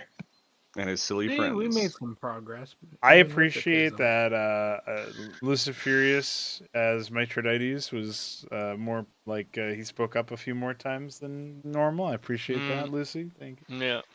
Yeah. Yeah. Yeah. On the next episode of the Paladin Partner, I also Benson, appreciate- son of Ben, goes to bed. Yeah. That's right. I also really Dude, appreciate Bed. That fucking whole sequence was absurd. That was Dude. great. I'm so sorry, guys. That really fucking killed me, though. That was hilarious. I think in the end it was all worth it. Oh yeah. Each session is just getting funnier and funnier at this point. Yeah, I I know. thought we it's- peaked. Yeah, that last No, session dude. was pretty good, but this one had me in tears. So Yeah, I know. I've, I have to take a shower. I'm not joking. I stink so bad from all the laughter and sweating and crying. Dude, I was at a point where I couldn't breathe. Alright, that's my insight check with advantage. I'm inciting the DM to see how much prep he has left. And if we got through any of his prep. well, let's see. I have 3 steps of the patrols, We didn't get and to the you puzzle are yet. you're halfway through the first one. So does that answer your question? That sounds like we could play tomorrow. What a setup. Look, most DMs like they don't even like prep at all, except like the day of. So it's nice to have a DM who's like, I got multiple. That sounds Things like we ahead. could play tomorrow. You will. We are supposed to play tomorrow. You, me, and your girlfriend. So I don't know how you want to fucking wrap That's that. true. One. I can't. I don't think I can. I don't think that we could realistically make it tomorrow anyway, right? Because people are busy. His girlfriend is not a canon character. We can just write her out. True. Devastated. Dude, whatever's happening on the Aemon Isle is much more important than whatever the fuck is happening. Sorry, babe. The homie said you're not canon. You're not You canon, need to sweetie. I'll see you later. Dude, I would sooner Disney Plus your ass, Jason, than I would my girlfriend. I don't know what that I'm not means. the one who said What does she's that not mean? canon. What does Disney Plusing somebody mean? You're not going to Disney every plus me. Every time Disney buys a fucking IP, it just makes everything uncanon. Oh, okay, I see. Yeah, I was, so there you I go, was very Disney Plus confused. you. I'm like, I don't know what that You're means. not canon anymore. It's the weirdest does thread make I've ever sense. heard. It does. At first I was like, that's the weirdest thread I've ever fucking heard. I'm like, Disney Plus your ass! You're like, what the fuck? That's what the guy who played shit. I can't remember the Black Stormtrooper's name. What's his name? Finn. They fly now? The Finn, yeah. That guy. They fly I now. love that scene. That seems so iconic. So that that actor was asked like if he would appear in other content than movies. And he's like, "What? Like a show? You're not going to Disney Plus my ass." So, that's where I heard that from. That's kind of based. That's kind of based. Just like to imagine that Cullen actually says that to his girlfriend, and then when the session rolls around tomorrow, he just acts like she never existed. Who are you? Why are you in my house? That's right. Yeah, it's funnier. Yeah, why am I in your house? Why am I? How did I get here? Where are you making me? There are Who many are you? questions. There are many questions this session. You know, Who's really much to bed? think about. Yeah, who's really bed, and why is he so funny? You know. Yeah, why is he so funny? What a lark! I like to imagine the protesting begins and Cullen just looks at her and does a ribbit.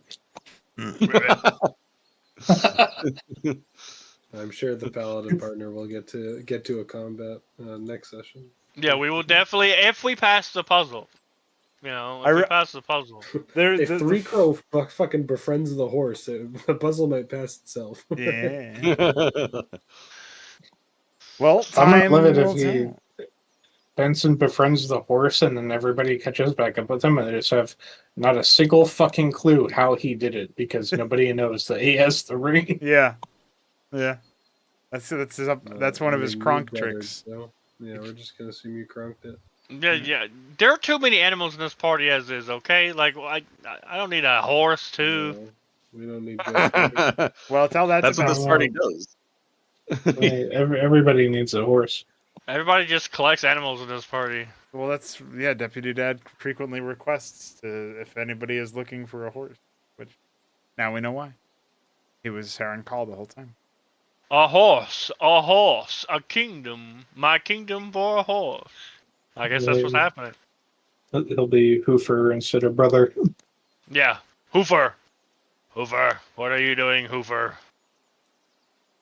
Well, with all that said, GG's, good session. Enjoyed, cried a little bit. It was great. Yeah, See it you was guys, wonderful. very soon for another one, of course. And I told you we'd lock in. Yeah, I am off. I'm off to bed after a shower clean. So yeah, You do that. yeah. Thank you. I have pray church tomorrow. So you know. I like how you're slowly turning into a Skaven. Yeah. It's true. It's very Skaven. Prayer church in morning. Yes. Scary. Yes. Scary clean. Get clean. Yes. Wash. Start out detesting Jason and then you become him. Yeah. I have become Jason. I have become my enemy. Jason's Yeah. a cool dude. Now that he's not a main dude, though. Just Yeah, a little yeah. smelly right now. That's all. Oh, right now. Yeah. Right now. Yeah, Yeah. only right now, you know. Hey, Tomorrow